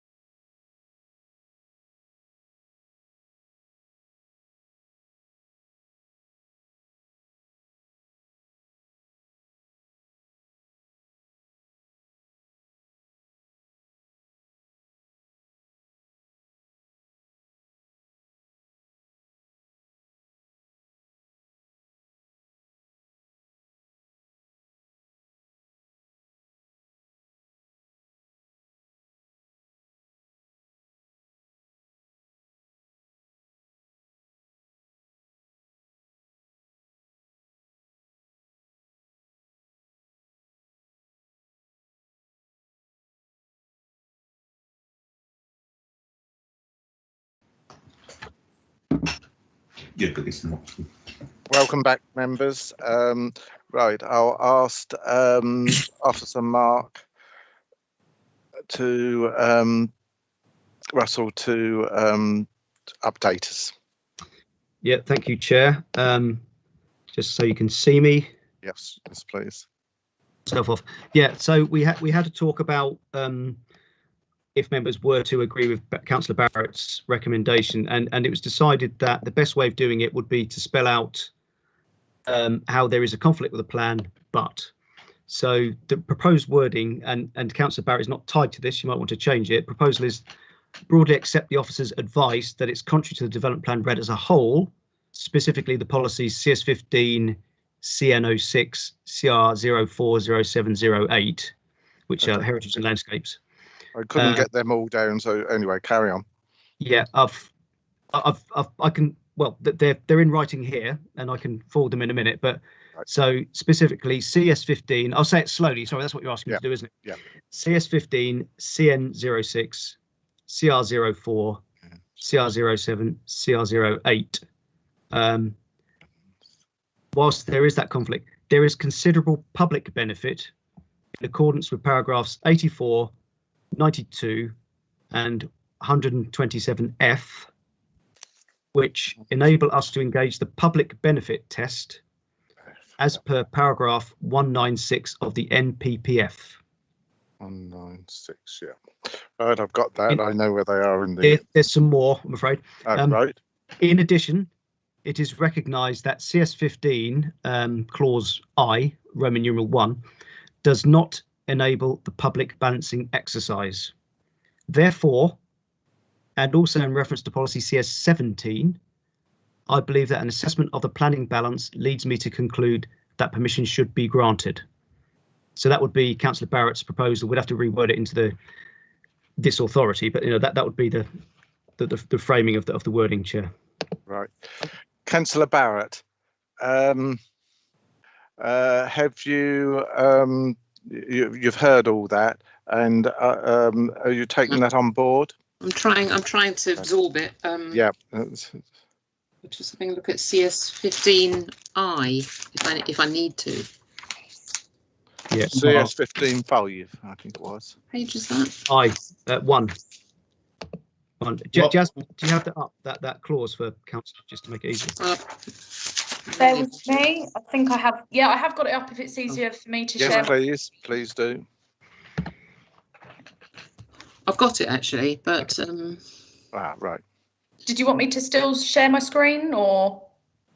Yes, that would be helpful. Yep. Okie dokie. Bear with me.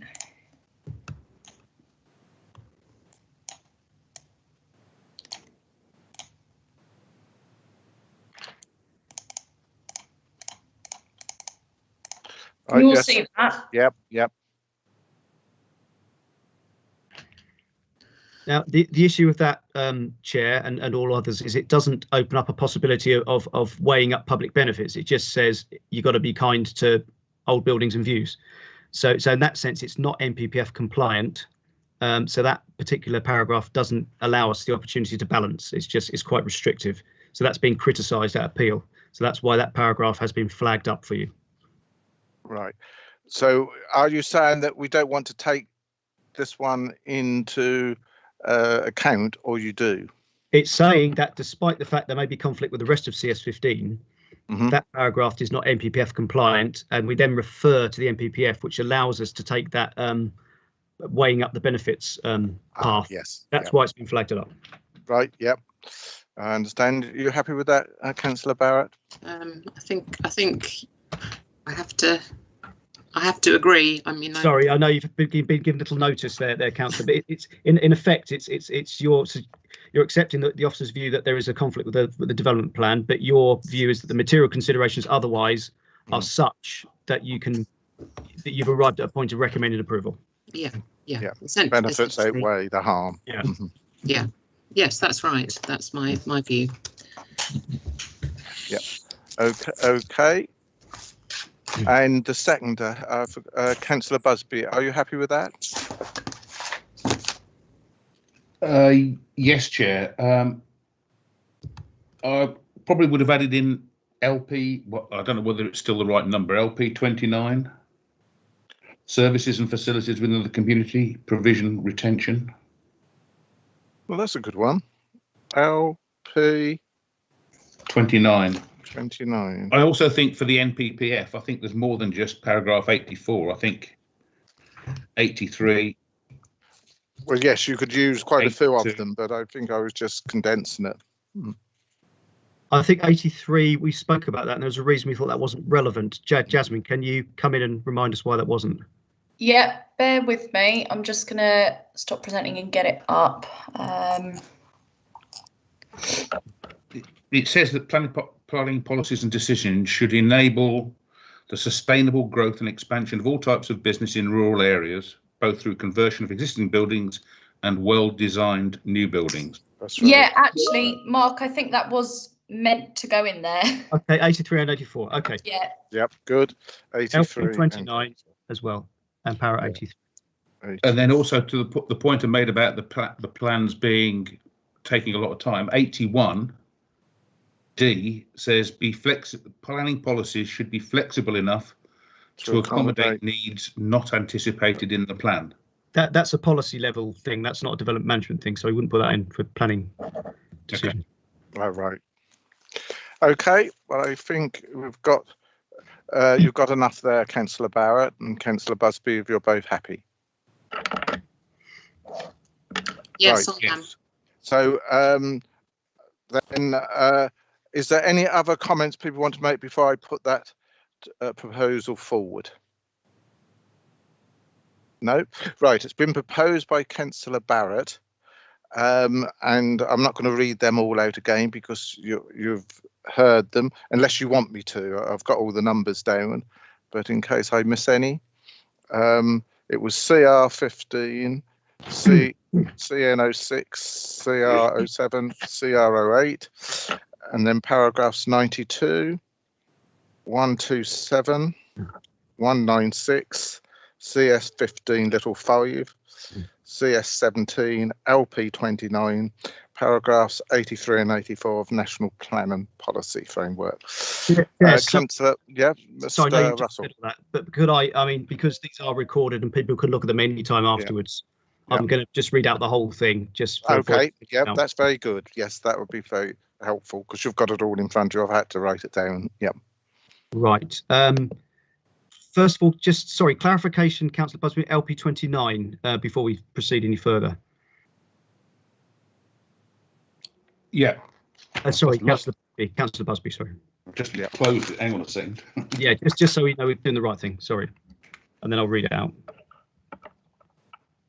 LP29, the aim of the policy is to support and safeguard key services and facilities within the districts, which play an important role within the community. Yeah. Okay. In particular, within rural communities where provision is limited in the interest of maintaining sustainability and quality of life. Okay. What I'll do, I will just check that's a saved policy. Have you got confirmation that is a saved policy? Because we've lost quite a few. Yeah, I haven't got the latest version. No. So Okay. I can't tell you that. Right. Did you want me to check, Mark? Can you just do that, Jasmine? Sorry, I know it's fine. torturous, but sorry for the applicant having to go through this, but it's best to be safe up front. Yeah.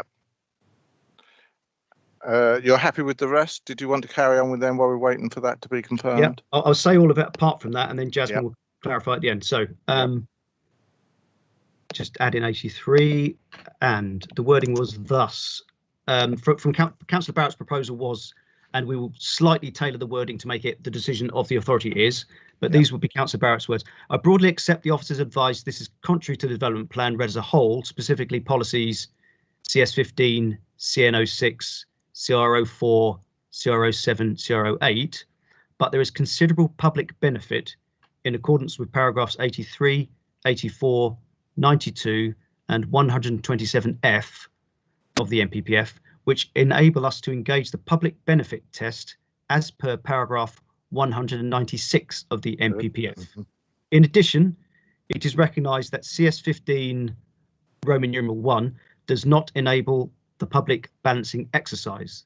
Therefore, and in reference to policy CS17 and possibly LP29, we'll find out in a minute, I believe that an assessment of the planning balance leads me to conclude that permission should be granted. Jasmine, do we have that LP to 29?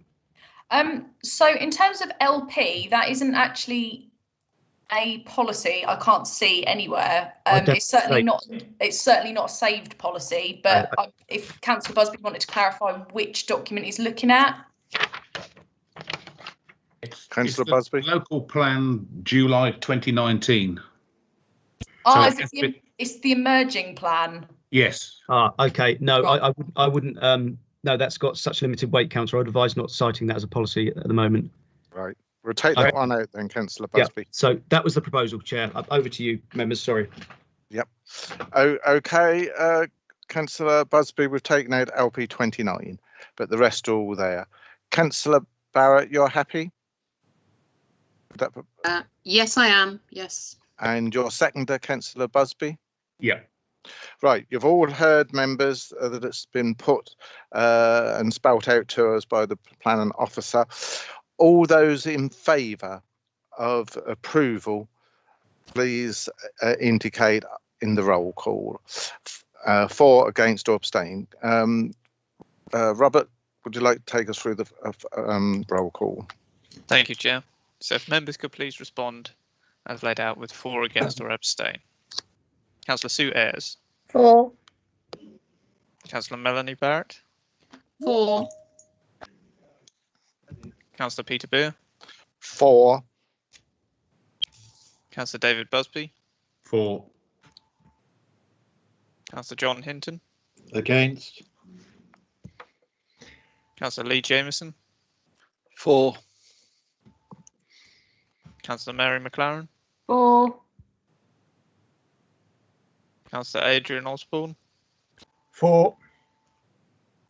Councillor Alison Owen. Against. And Councillor Stephen Plum. Against.